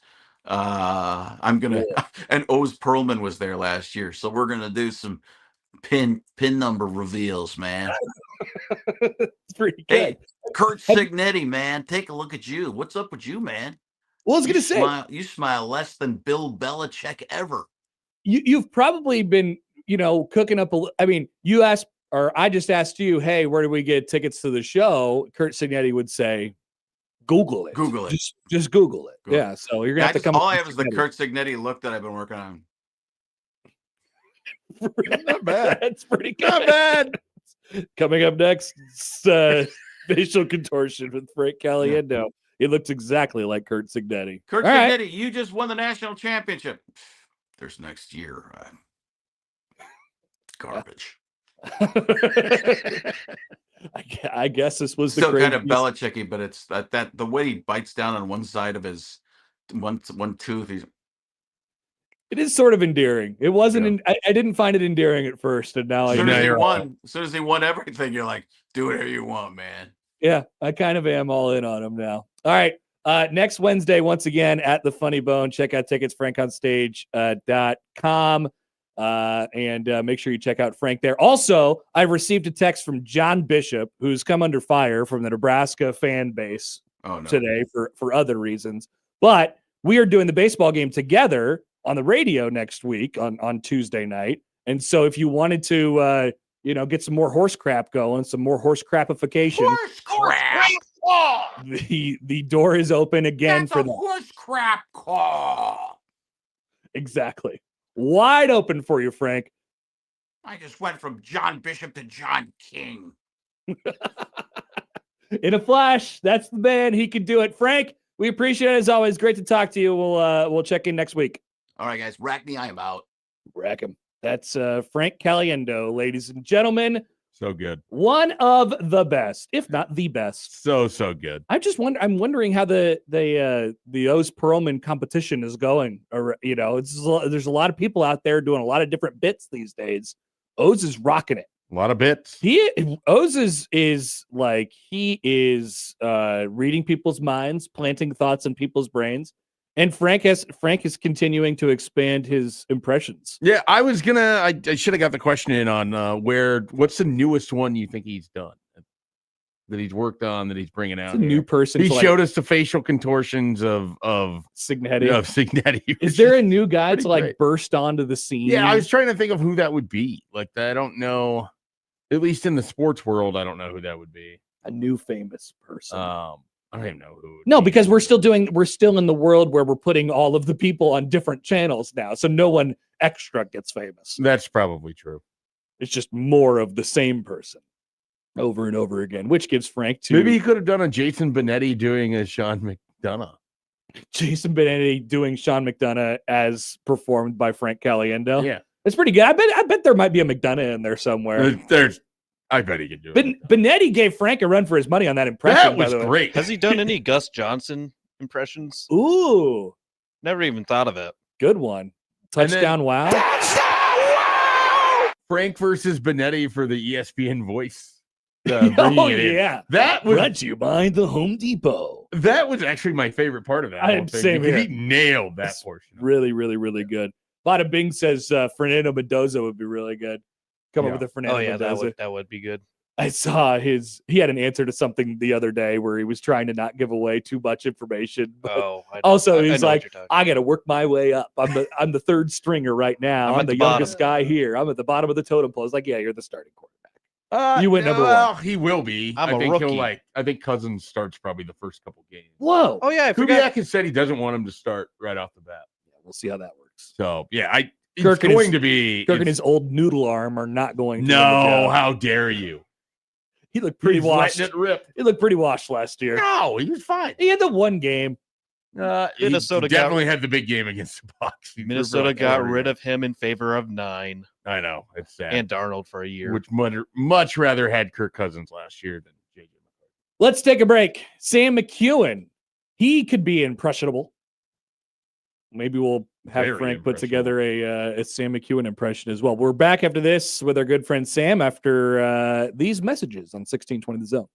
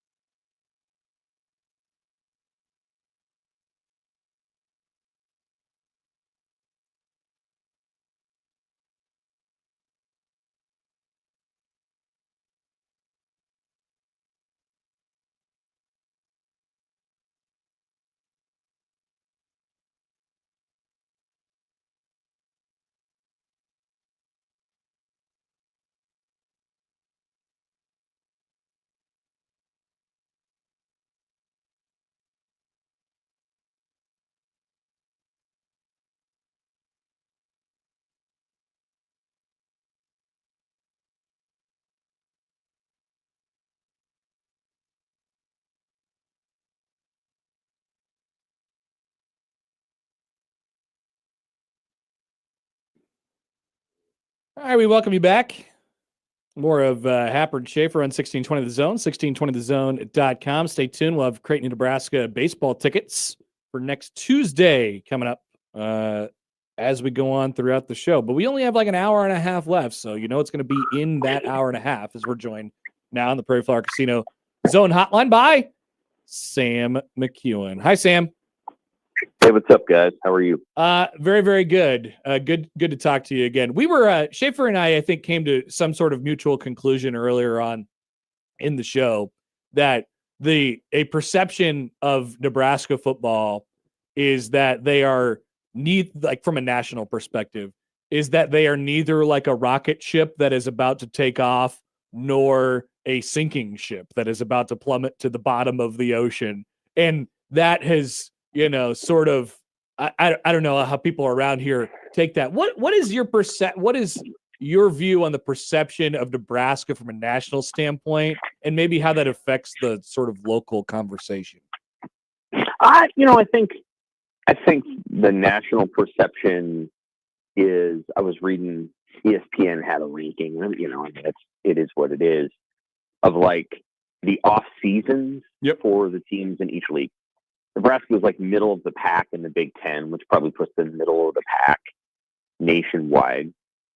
And I think if you were to ask most people nationwide, is Nebraska a top 10, top 25, or top 40 team? I think most people would say top 40.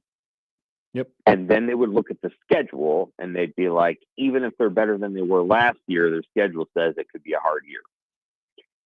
And I think that's probably about where the perception is. Now, there's some conversation about the contract. And I don't know. I'll have more reporting on that contract. That's the best way to put it.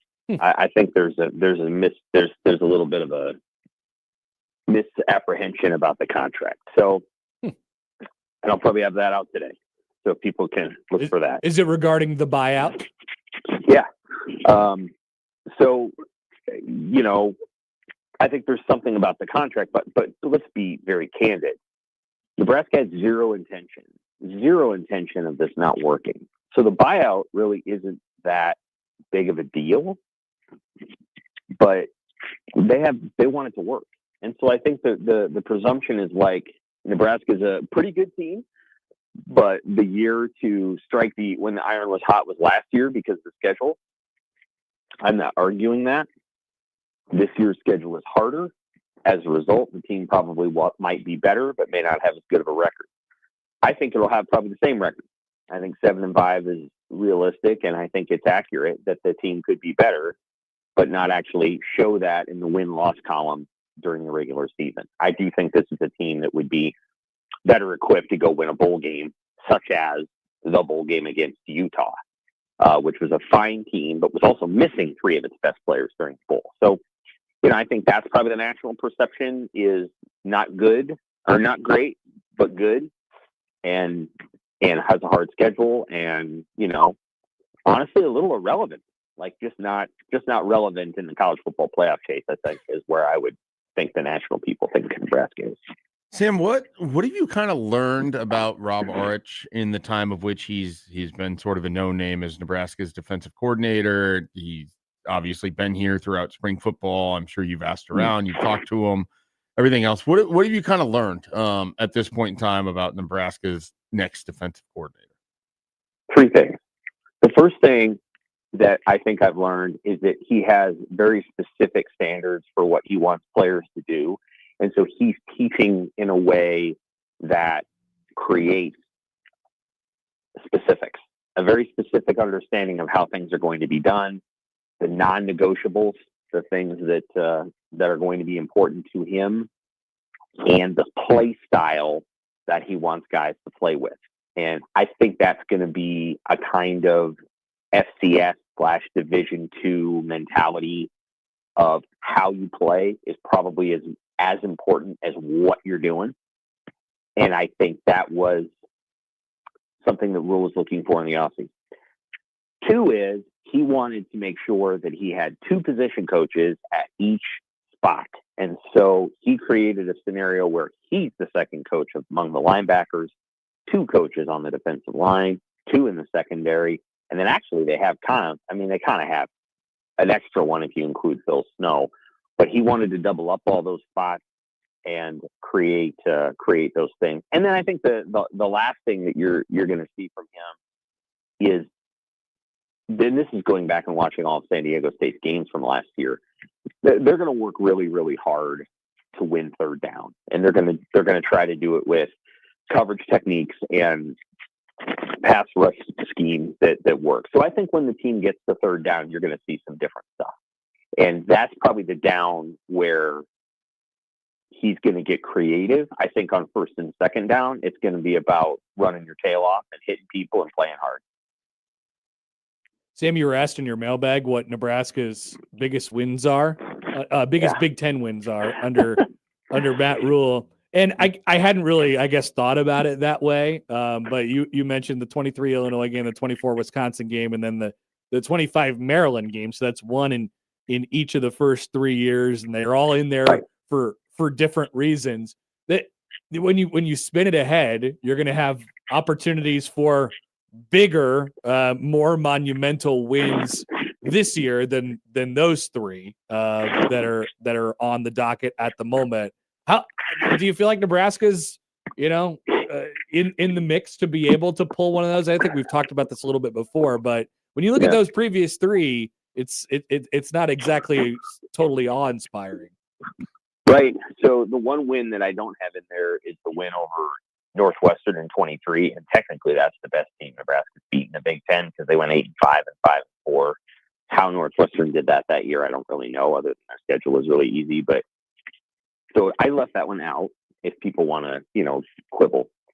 However, Nebraska knocked on the door of beating the national champion in 2024 in Ohio State, and they controlled 50-some minutes of the Iowa game in 24, where they played that game just about as perfect as they could have until an absolutely ridiculous punt situation inside their own 10, which to this day, I'm still not sure was a turnover. We will never know because we didn't have the camera angles for it, but you have a punt returner who goes up to the ball, then jumps away from it, and then his teammate believes falsely that he hit the ball, which he didn't, and then goes for a ball and may have touched it a millisecond before an Iowa player did, creating a fumble. It's the most ridiculous special teams play of all of the special teams plays that have been ridiculous over the last decade. That sounds like a summer list. Okay, even more ridiculous than Cam Taylor-Britt at Illinois with what he attempted to do with flipping the ball.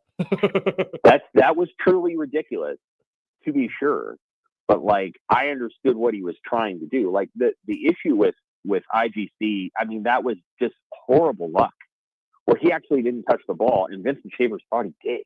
Yeah. And then if Shavers didn't even see that happen, then that's just a downed punt at the 3. But as it turns out, it turns into this other thing. And yes, the truly, actually, the most ridiculous play, the most ridiculous special teams play, actually belongs to the Bo Pelini era in Fresno State back in 2014. David Santos looks at a punt and he decides to bat the punt backwards out of the end zone for a safety. I remember that. I was at that game. Tough. That's. I mean, it was and he batted it 20 yards. I mean, he just punched at it. What are you doing anyway? So there's been a lot of history with special teams at Nebraska, but that is a summer list for sure. The most bizarre. Oh my God. 20 most bizarre special teams plays. Sam, I just thought of four more as you right. I mean, Lightborn at the weird kick against Ohio State, the Michigan State punt that went the wrong direction that got taken back. I mean, that was the most costly for sure. Yeah. Colorado housing the fake field goal where he tries to flip it to the kicker and the guy just picks it off and runs it in. That was an 08, yeah. And then in let's see, in what was it also in that Michigan State game when Toure just let the ball bounce over his head and it bounced into a 70-yard punt. And 3 days later, Sean Beckman was like, "Well, he's never really done that before, so he didn't know what to do." What? What? Yeah. That was you don't want to knock a kid for not knowing what to do. I'm like, well, I don't know. I'd knock the coach for putting them out there again. Right. There's been so many. It's such a rich and inspiring tradition. Anyway, yeah, I mean, I think we'll see if they're able to beat a ranked team this year. I think they're going to have plenty of opportunities. They're going to have 5 games probably. And Illinois, I don't know, maybe Illinois will be ranked. You never know. I mean, Illinois' schedule isn't impossible. So I tell you this, Indiana's going to be ranked. Oregon's going to be ranked. Washington's probably going to be undefeated. They'll be 7-0 rolling in here. All their tough games are at the end, starting with Nebraska. So they'll be ranked. Maybe Illinois, Ohio State will be ranked, and Iowa's going to be ranked. Iowa's going to be good. If the quarterback that I'm hearing about is what he is supposed to be, then I think they'll be an 8 or 9 win team, and they'll have a number next to their name on Black Friday. Sam, well, you got yourself some new content to cook up this summer. It's just so good, man. You guys, I mean, honestly, you guys should take that and run with it. Just you're the ones who supplied that moment. Yeah, so, you got your top 20. Yeah, we'll see. We got 20. Might have. We have 20. Some of them are so ridiculous. I know. There's some truly bad ones, and I'm sure there's a handful that we haven't even mentioned. All right, Sam, we will let you go. Have a good rest of your week. Appreciate it as always. You too. Take care. Sam McEwen from the Omaha World Herald. My brain is spinning. Yeah, but I don't want to be too negative. I don't want to be too negative. I don't even have to worry about. I don't want to be, flippant about the horrible special teams over the years. Nebraska, good memories. Did they? How many plays worthy of this list did they have last year while Mike Eckler was their special teams coordinator? Probably 0. Some of the kick returns remain bafflingly stupid. Yes, they make some horrible choices. Those don't really qualify because they don't generally affect you in the same way. They don't rise to the level of it because, you're catching the ball, but you're making a bad decision. The reason they don't rise to the level of it, it's been 3 years of bafflingly stupid kick return decisions. At some point, that's as much of the fabric of a Matt Rule program as anything else. Yeah. Michael Severe writes in, you could have a tiered list with categories: special teams mistakes that cost you a game, and special teams calls that caused a cramp in your body. Power rankings with tiers. Yeah, I mean, we were thinking about it, and it's like, okay, I'm just going to go right to the Matt Rule calls a timeout to go for a fake and whatever it is. The failed fakes, like that's its own division. Ooh, failed fakes division. Yeah, I mean, that's what we could do. We could do an award show. Okay, so. Horrible. I only want to do an award show if someone will accept the award, which means we need one of these specialists. We would have to get Cam Taylor-Britt on the horn. Well, I don't know if he's going to be willing to do that. Probably not. Well, I think you could get Caleb Light. Scott Frost, you onside kicked against Northwestern up 11 in Ireland. People forget that. Horrible. I don't think he would answer. Then there's either. Special teams defense, which at times has been, like you get into that. You mentioned the punter earlier with the fake punt that ran forever. There's been people that have had fake punt passes on Nebraska with success. Kyle writes in, he said, I'm a Husker hater, and that special teams talk made me sad for you guys. Well, all you could do is smile and laugh and move on. Reminisce the good old days. Let's take a break. We will round out the 8 o'clock hour after this on 1620 The Zone.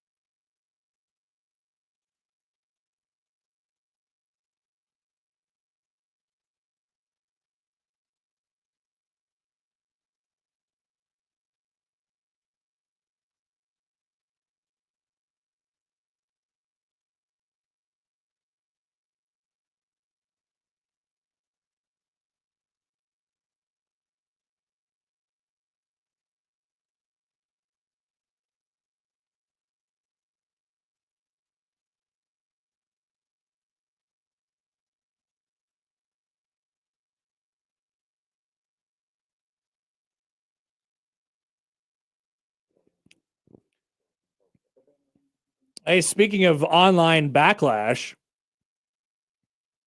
no, we're not talking about John Bishop, the hated John Bishop. We are talking about. So you let me know if you think this is a good idea in general, Schaefer. A college basketball coach saying, going on Twitter and asking the people of his fan base to say, "Hey, I'm available. Ask me any questions you got. Go ahead and throw them at me." Does that sound like a nice community engagement piece? Well, I mean, it could be, except the internet is a terrible place full of terrible people who will do terrible things to your good idea. Interesting point. What if I told you that the coach of Kentucky did this? Woof. That's what my dear friend Mark Pope did yesterday. He said, "Big Blue Nation, I want to talk. Drop your questions in the comments and I'll spend the next couple of days answering them." I hope someone's getting paid to filter the hell out of that. They almost certainly are not. And I don't is he going to go into the responses? Because he's going to have to sift through I believe, more than 2,000 responses to this. He's not going to answer all the questions. Nobody has that much time, I don't think. It's got Big Blue Nation has the time. 2.4 thousand responses. Wow. On Twitter and 1.7 million views. What would you like to know from Mark Pope? I don't have any questions for him other than how he's going to answer these questions. That's a question. These questions are not very nice. Kentucky, not a very nice place when they don't feel like the basketball team is performing very well. I don't know that it's a particularly nice fan base at any point in time. No. Well, here's what makes it worse. Just like, we talk about this all the time. All right, it's one thing to not be very good. It's another thing to always lose to your rival and your rival be definitively better than you. Louisville, is kind of putting it together right now. They're trying. Much to my chagrin. They are viewed as the better basketball team at the moment. Well, Kentucky's had a horrible offseason. Just a terrible, terrible offseason. And they're getting sunned by Louisville. They're terrible. In the transfer portal. So, but I'm fascinated what the path forward is. It already feels like a large segment of this fan base has quit on the coach that's been there for 2 seasons now. That's right, 2. You got it. And they were a tournament team both times. They are in a new era of which you would think their NIL would allow them to dominate. They haven't figured it out yet. They're asking him how it feels to get mogged. Do you know what getting mogged is? No. Do you know what blank maxing is? Yes. Okay, so good. That's good. That's just like getting mogged. Sleep maxing. Yeah, very good. Yeah. If they looked at me and Joey and they were Joey is obviously a better looking guy than Connor, they would say that Joey is mogging me. I'm being mogged. Wow. By Joey. Society is so. People tell me I do have this is not great. A lot of people on the internet, man, they're saying a bunch of different stuff. It's very crazy. All right. Before we take a break, I have a special opportunity for you all. If you would like to go to the Nebraska Creighton baseball game next Tuesday, give us a call, 402-951-1620. Right now on the Prairie Flower Casino Zone Hotline, Creighton won 9-8 and 13 last night. Ben North hit his 10th home run. That's a lot of big numbers. Let's just split 10 and a half. Caller number 5 right now to 402-951-1620 gets 4 tickets to Nebraska Creighton next Tuesday. Fireworks show and all.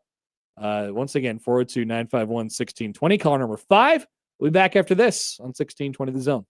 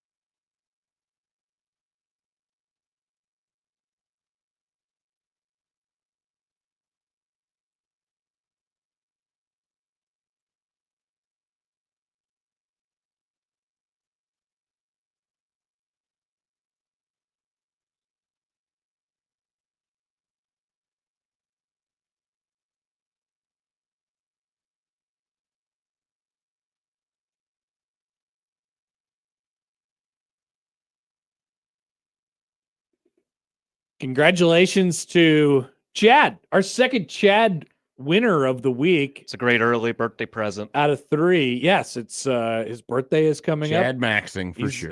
Chad. He'll be baseball maxing, and maybe Creighton will mog Nebraska, or maybe Nebraska will mog Creighton next Tuesday.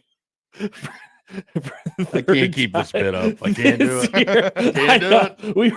We were on the path there of doing the whole segment talking about mogging and maxing, but no, can't. I don't think it was I'm built out. for us. I'm tapping out. No, it is not for us. Alex and Lincoln said to check a second Chad is at the morning show. That is the case. Second Chad winner of the week for the Creighton, Nebraska tickets. So congratulations. Got a couple more opportunities later in the week. Who knows? Maybe we'll maybe we'll tomorrow max. Maybe we'll give them both away tomorrow. That's We true. get a busy show on Friday. We do. Yeah, have we a do. busy show on Friday. Busy 3 shows starting today. That's true. We have many guests. Yeah, we have 9 guests from Wednesday. 9. on. 9. JJ McCarthy. Joey is 9 maxing. 9. Joey is constantly 9 maxing. He really is. He's always making it known that 9 is coming. Before we get to Lauren Michelson, I would like to talk about a couple events of yesterday. By the way, have you seen the new T-shirts available for you to purchase? Right here.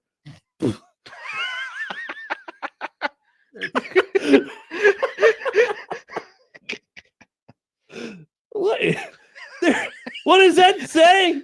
That is crazy. Bleep John Bishop. All my What did he homies do to you? hate John Bishop. I love the I love a seller that's going to be in Lincoln. I love the face on the around shirt on the November, right. preparing for that Nebraska Creighton game. I know. Yeah, people were asking for them to make it in red yesterday. Yep. So they could wear it to the Nebraska Creighton game. Here is a shirt, the Optimism Police, and it's clearly John, but not clearly anyone else, with a picture of Trey Taylor saying tweets in the background, and it said, "Silence, a child is believing." 16:20 a.m. low signal, high negativity. That got me. That's Like, I really thought that good. was a hell of a tagline. Also a cool graphic to go along with it. It's there's the deal right there. You can get that on a Does shirt. that look like Artie Lang? Is it Artie Lang? It kind of looks like Artie it, right? Lang, the co-host of Unsportsmanlike Conduct on 1620 The Zone. It either looks like a much bigger Matt Rule or Artie Lang. Those are the things that I'm seeing out of the guy on the left. Yeah, I hope that's not Matt Rule. It's That not is Matt Rule. not optimistic. No. Not optimistic.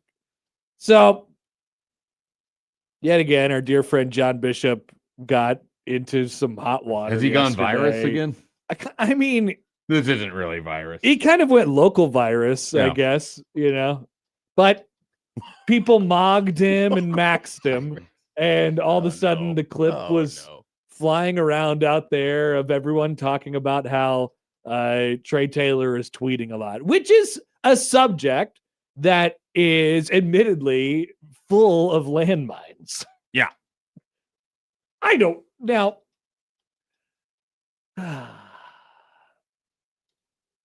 What do you think about Trey Taylor tweeting all the time? I don't really care. Like, some of it is, this was my response to it when I saw this last night. My immediate response was, it's good that we're in the transfer portal era, because I just don't think that on anybody's side, it's good that anyone stays in college or in the same team for a long period of time. It's It's always going to go poorly. Yeah. Like, maybe not anyone, but quarterbacks in particular. And then the other thought I Maybe. had is, as someone who spent so much time covering recruiting, my advice to any recruit now is to just not be visible. Being visible seems like a bad thing, unless your team is really good. Yeah, but that's what everyone always tells you growing up. Yeah, They're like, no, you have to promote yourself and you have to get yourself out there. and- The problem is that then you just become this punching bag. Like Trey Taylor didn't. I don't agree with where John went with this yesterday, so I don't really want to dive into it because he can have his opinion. That's fine. I thought it was over the top. It's a kid tweeting that they hope they get more recruits. This happens 1,000 times. He's Nebraska's most visible. He's Nebraska's most visible recruit. And I thought it was like a unnecessary shot at him. That's what I thought of the whole thing. He is their most visible recruit in a long time now. And he popped his head up, and this is what happens when you pop your head up in those sort of situations. I just didn't think it was necessary. Like, that's how I viewed last night's segment. Like I said, I heard it when I was driving back. And just for me personally, it didn't feel like that doesn't mean like John could welcome to that opinion. He's welcome to share it. And I think the response to it is over the top stupid, but I don't share the same opinion that John. Yeah. And I don't know. Like I said, I think we've dipped our toe in the water at times. Like you said, he is very, very active on social media. Now, to be clear here, I don't think anybody minds that a quarterback recruit, or much less a person, is out there being positive about what, like, that it is. That, I guess that's where maybe the misconception, I think, comes from. It's like people are out there is like, well, guy on the radio sniffs one sniff of positivity, and it's like he just can't deal. Like, no, he is very, very present, and I think the concern from my standpoint would be a twinge of what you said, Schaefer, which is I think there's a chance that he's going to be overexposed. I think he already is. I think there's I don't think there's a chance. He's been in the Nebraska football lexicon for more than a year now. He's not even at Millard's self yet. It's going to get worse. Hasn't even played a senior year of high school football. And the exposure is going to get worse. Absolutely. And so, just there's going to be twists and turns with this thing. Why? Because he's 17 and he hasn't played any college football yet. And I'm not saying that he's going to decommit or anything like that, but guys go through these seasons of like ups and downs, especially 17 and 18-year-olds. And so just I'm worried about what happens when any number of, we all think it's going to be sunshine and rainbows for every recruit that ever comes on campus. And then they get here, and then what do we talk about? In 4 years and in 5 years, they look like they've been through a presidential term or something like that. Wow, that kid really grew up, both literally, from a physical standpoint and from an emotional standpoint, because they've been in the public eye for a long time. That's why those things happen. Trey Taylor's extending his time in the public eye from in the Nebraska sense of things, which is potentially even more. It's like a hard winter, being in the Nebraska public eye for an extended period of time is particularly grueling. when the things aren't going well with the program. I've always said it, like and I'll say it another time. The Nebraska quarterback either dies the hero or lives long enough to see themselves become the villain. It is almost every time been the case. The thing with this one, though, is he still hasn't even arrived on campus. Correct. And it's been this long of a thing. That's what I mean. Like, the portal era might be good in the sense that no one has to sit with anyone for too long. He will be, I think, a relatively polarizing guy by the time he gets here. Right. We didn't know who in the hell Taylor Martinez was until the very first game. The very first in his redshirt freshman year, a year after he had already been in the program. We didn't know who he was. He was new to the position. And it was like, whoa, this is awesome. Pleasant surprises are the greatest. They are the best things. And not that guys don't ever live up to expectations, because they do. There's a lot of examples of that. But it's just, it adds another layer of unneeded pressure when people have been talking about you, and then all of a sudden the expectations crawl up. It's been a couple of years. He's been in the public sphere. They're going to expect a lot. People are going to expect a lot out of Trey Taylor. And like I said, I'm worried about, from his perspective, there's going to be an overexposure there. There is an overexposure there that does not, it doesn't help him, right? Going forward. It does not help him. I think the important thing to capture here is that it takes very little for people to have wild swings on quarterbacks that are attached to Nebraska. I mean, TJ Lateef threw one pass against Houston Christian, and it led to literal people wanting Raiola replaced with a freshman quarterback because he threw a pass that was completed. It was a great pass. It was very, very good pass. It was a great pass. Nice It pass. was completed to Houston Christian. It was pass maxed. He definitely, what's the other word? He mogged Dylan Raiola with his pass that day. He did. And it legitimately led to people asking if they need to play him more instead of Dylan Raiola. And then eventually you get TJ Lateef, and it doesn't go well. And by the end of it, there was people, and they're on the fan base. I don't know how many of them are on the streams or texting into the show or whatever, that were already done with TJ Lateef at the end of last season. 100%. Because as a true freshman put in a situation where his offensive coordinator wasn't very good, and against teams where they were just better than what Nebraska was playing, he looked really bad at the end of last year. I think he was hurt too on top of it. And you have people that are just done with it. And it takes such a little amount of time in 2025 and a little amount of exposure to any quarterback at this point for all of us to have really strong opinions and then just believe that the final case of that thing is 100%.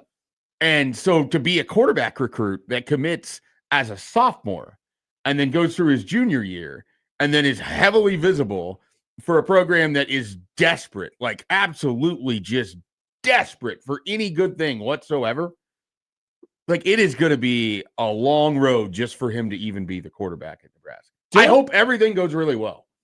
The odds just feel like it's against it. And that's not trying to be negative. That's just a sort of the reality of this entire situation that we're in. Yeah. But it's also just like the reaction to all of it just feels so stupidly over the top. Definitely. There's that piece of it too. Think about Dylan Raiola's path, right? I had to for many years.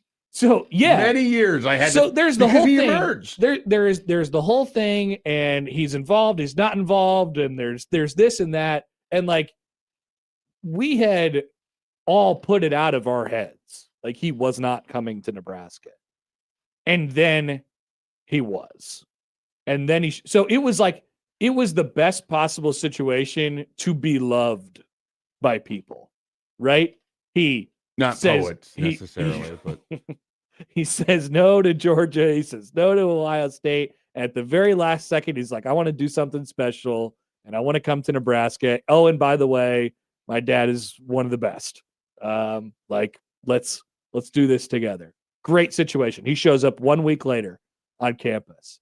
And I don't know, this is sort of more of a gradual thing that happened with Dylan, but fast forward 2 years from 2 years ago right now, he was getting ready to go into his freshman campaign. People were thinking very, very highly of him.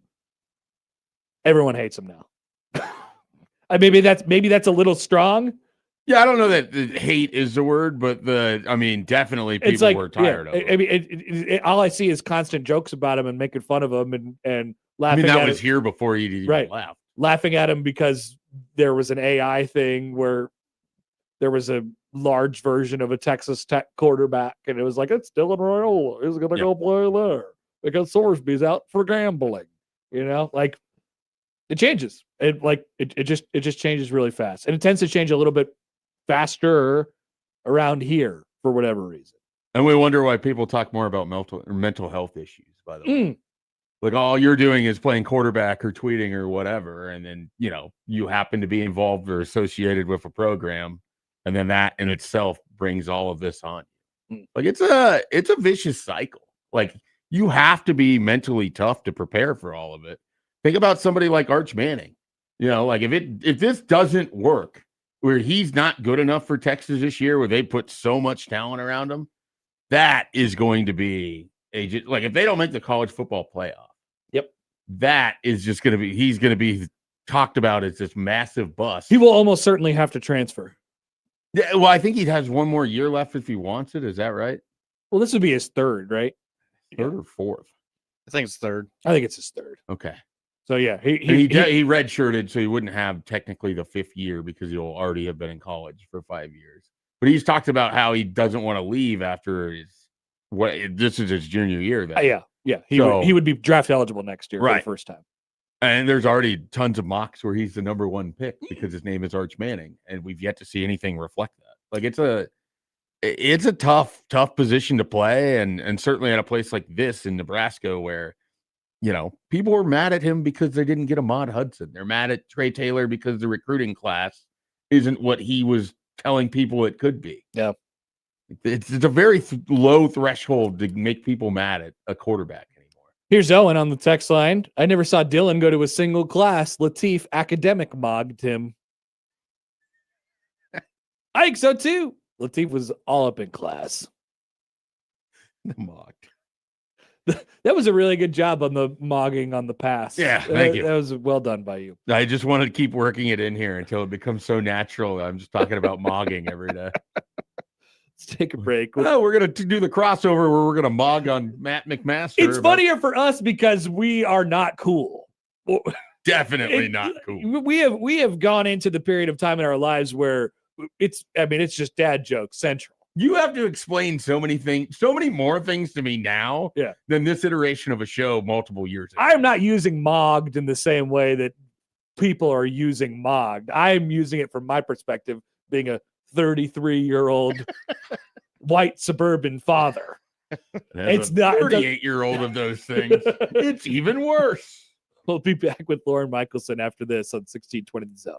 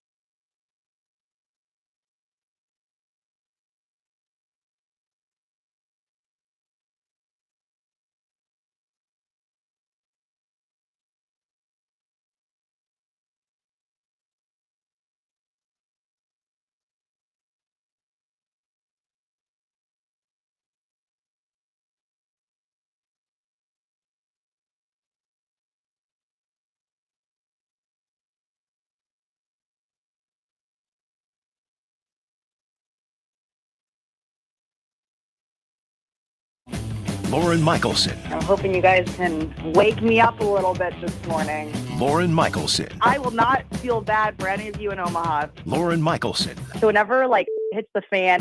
Lauren Michelson. KETV Channel 7. No other thing I'd rather be doing at 9:15, 9:20 in the morning than talking to you two. Lauren Michelson on Happer and Schaefer, 1620 The Zone. I am ready to get the heck out of here. Well, it is 9:15, 9:20 in the morning as we welcome in our good friend Lauren Michelson from KETV. Lauren, hello. How are you? I'm doing great. I'm tired as always in these early mornings. I can't imagine how exhausted you are, Happer, after last night's late game. Well, because then you're all wired up, and you call walk-off home run in the 13th inning, and you get home, and it's like 11:45, and you're like, well, do I just go to bed, and then that's it, and then it's tomorrow already? And the answer, for the record, Lauren, is yes. I mean, that's exactly what I did, and here I am.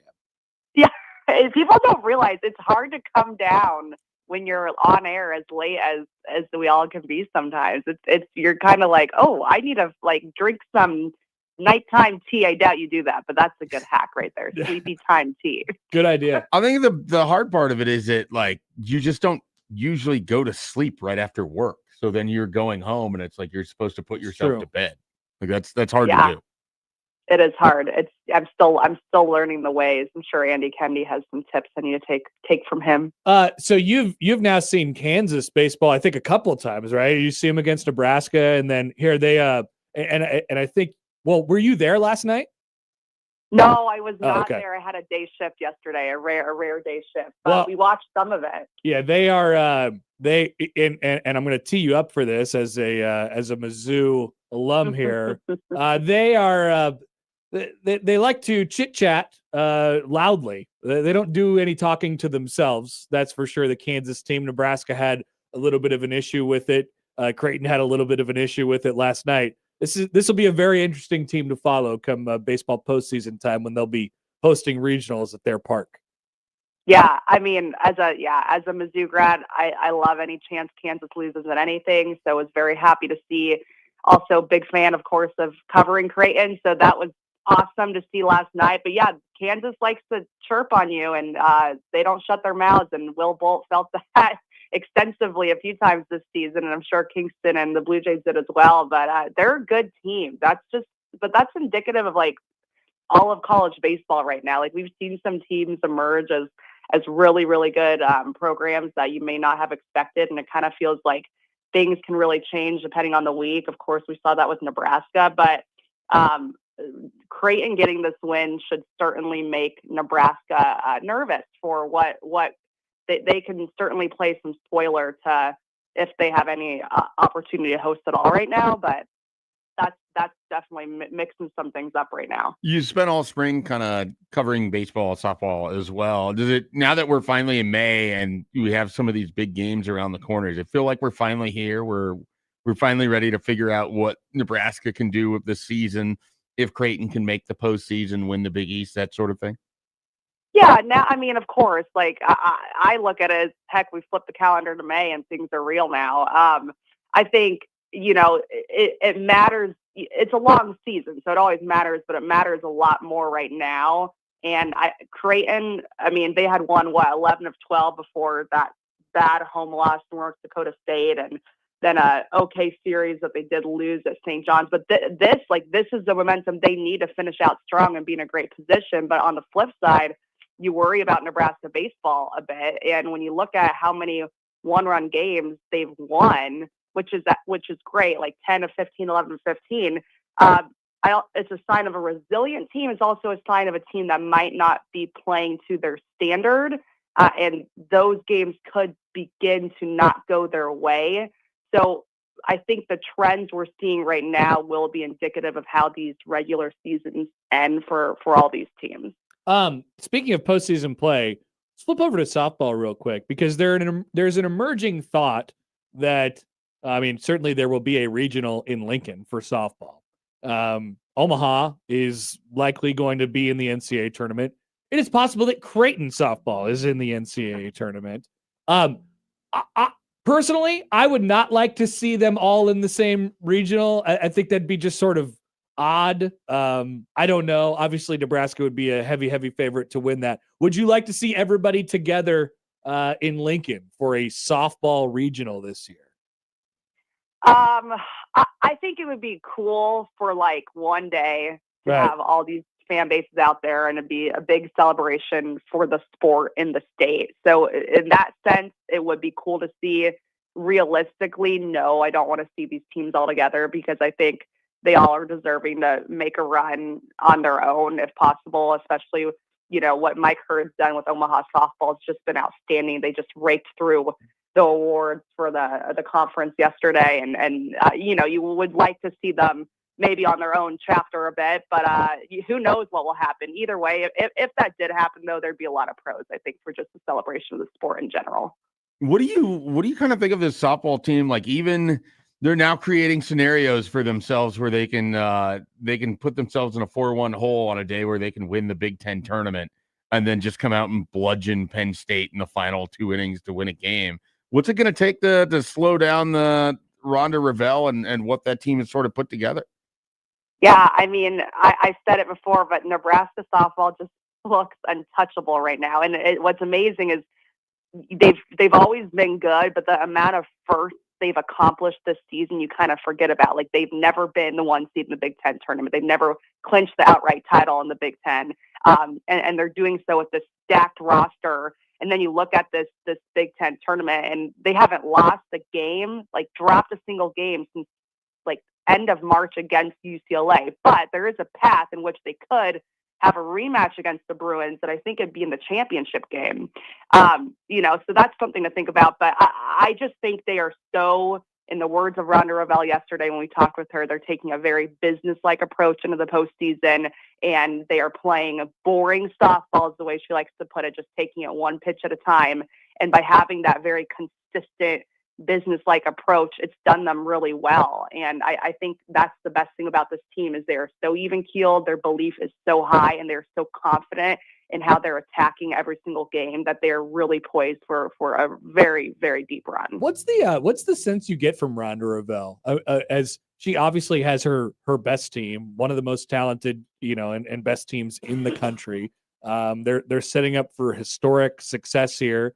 And, the field has been named after Rhonda Revelle. Like, I can't help but think in the back of my mind, if they go on a run and win a national championship, which is very, very possible, by the way, that, she walks out with this class. Has that thought crossed your mind? Not to put you in a bad spot, but it's a thought that has crossed my mind, and I wanted to bounce it off of you. Yeah, I mean, it's hard not to, because you consider that, like, the great coaches want to go out with great seasons, of course. And she's been at it for so long. It would make, I would never want to speak for her, but it would make sense if they go and have this incredible run and do win a national championship. And she does it with all these homegrown Huskers. I mean, it would be picture perfect, storybook ending for her and what she's accomplished at Nebraska. So I could see it, given there's no way she will touch on that or talk about it until, the season ends or gets closer. But I do sense a type of looseness and lightness to her that I think she's always had, but especially this season, she just seems so happy to be coaching and honestly to be coaching this team. So I could also see on the reverse that this group maybe reinvigorated her love to still be out there, even though I doubt that's wavered at all in general. Since Happer put you on the spot, I felt like I should follow up and put you on even more of a spot. So obviously we know about Jordy Fromm and Alexis Jensen has emerged, and they're really visible because they're pitchers and they're hitting bombs when they're in the batter's box and all of that. Who, like, as you look throughout this roster, who else has kind of stepped up as Nebraska's made this run? It goes beyond those two pitchers and kind of what they've done in the circle. This roster has really played well. Yeah, there is so many. And we asked Rhonda about that yesterday, like, who are some girls stepping up right now? Like, you look at the Camazan twins, who are very consistent at the plate and have had a lot of great games. I think Hannah Core defensively is one of their best players.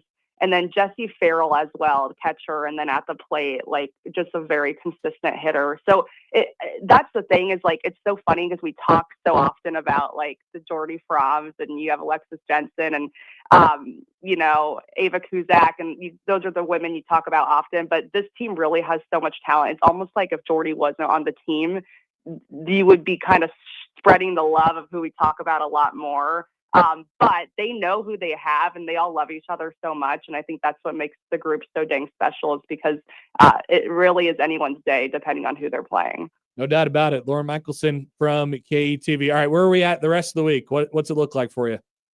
Oh my gosh, what day is it? Wednesday. Got some Metro track today. Oh. Maurice Purified jumped yesterday, so we got some stats. It's what you kind of do. You follow the storylines. Sometimes it works out great, and you get to interview a future Husker and find that. So that's kind of today. We're just chasing some storylines, and then anchoring all weekend, and obviously track and baseball and softball. So pretty consistent right now. Making contention plans for where the heck we could all be traveling end of May and early June. It's like you're looking at the calendar, and I think we all kind of forget just how busy like the next 3 weeks truly are. So locking down and getting ready for that. And maybe, just maybe, after today, we could put away the coat. This is the coat. Oh, wouldn't that be nice? The coat is leaving. I think we are on a coat in the closet warning after Not today. the raincoat. You're going to want that handy. Yeah. That's true. Raincoat like lives in my car. You never know. Right. I hope to not put on a winter coat for the near future. Thanks, Lauren. Good to talk as always. Have a good rest of your week. You too, guys. Thanks. Lauren Michelson from KETV. Put the coats away. Put them away. Now, I guess this is sort of ambiguous because people are like, well, what do you mean put the coats away? What kind of coats? Are you making a need? weather prediction? No, I would never do such a thing. Don't. That's not our show. I would never do that. No, not for me. That'd be a good T-shirt for Peterson. I would never make a weather weatherman. failed weather fit. Well, there's lots of t-shirt ideas out there. They're just kind of floating around in the universe. The afternoon show seems to really have a lot of t-shirts. There's just t-shirts We're everywhere. not on their level when it comes to t-shirts. No, we need to come up with more t-shirts. Yeah. All right, we'll be back. Our bracket sim of the day. Let's take a look around. Did Creighton get a nice RPI bump after last night? Yes. What does the bracket think after this on 1620 The Zone?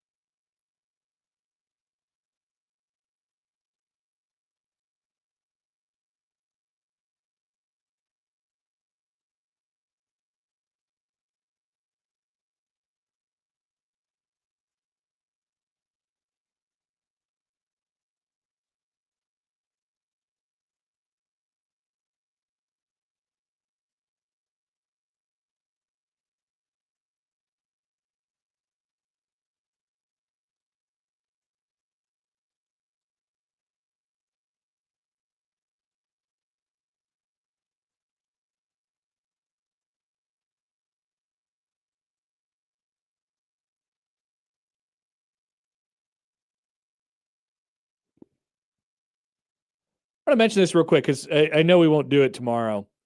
I was reading a couple things out of Kansas City over the last 24 hours. So it's very exciting that the World Cup is coming to town. Everybody loves it, right? The Yes. excitement is at an all-time high. I'm on a soccer high from yesterday. Yeah, There you go, Shay. Sorry, You I'm can on a speak soccer again. high from yesterday. Are you considering going to a World Cup match? I suppose if the tickets get really cheap. You might have the opportunity to keep an eye on this. This is an excerpt from the Kansas City Star yesterday. The headline stat is that somewhere between 85 and 90% of Kansas City hotels are currently booking below expectations. We're about 6 weeks out from the tournament. Many hotels are running behind what they'd see in a typical June or July with nothing going on. That tracks with what Kansas City International Airport data has been showing for weeks. Airline seat capacity for the summer is roughly in line with where it was 2 years ago when there was no major event driving travel.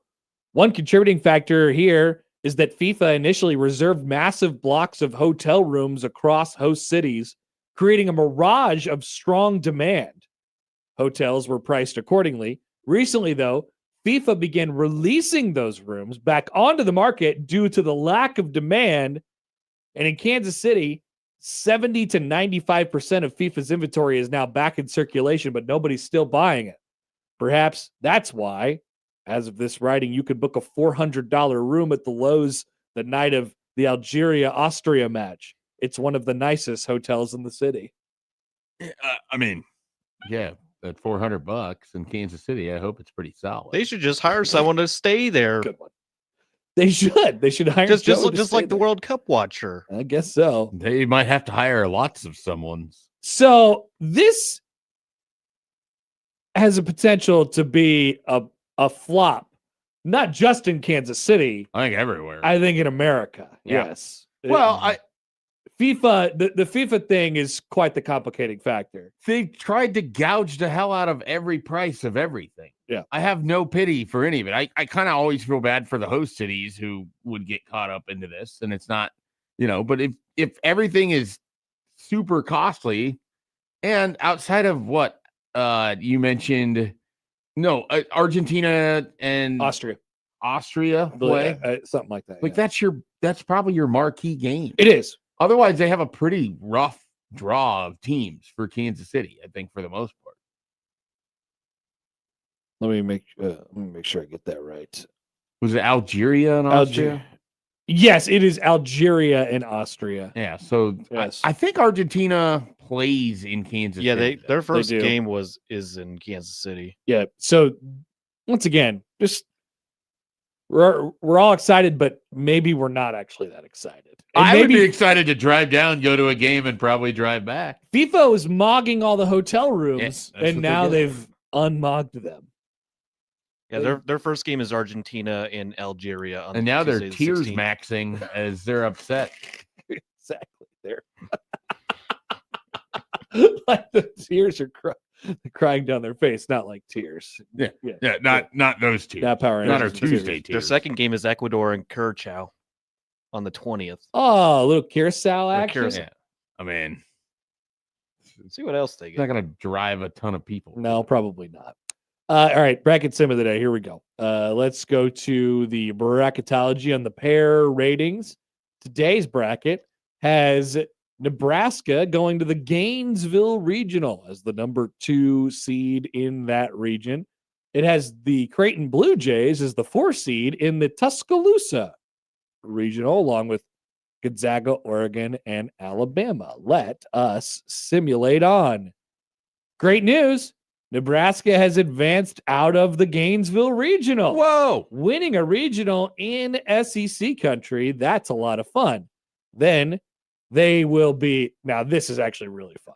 They will be sent to Austin, Texas, Dish Falk Field, where they lose to Texas. And Texas makes the Connor World Series.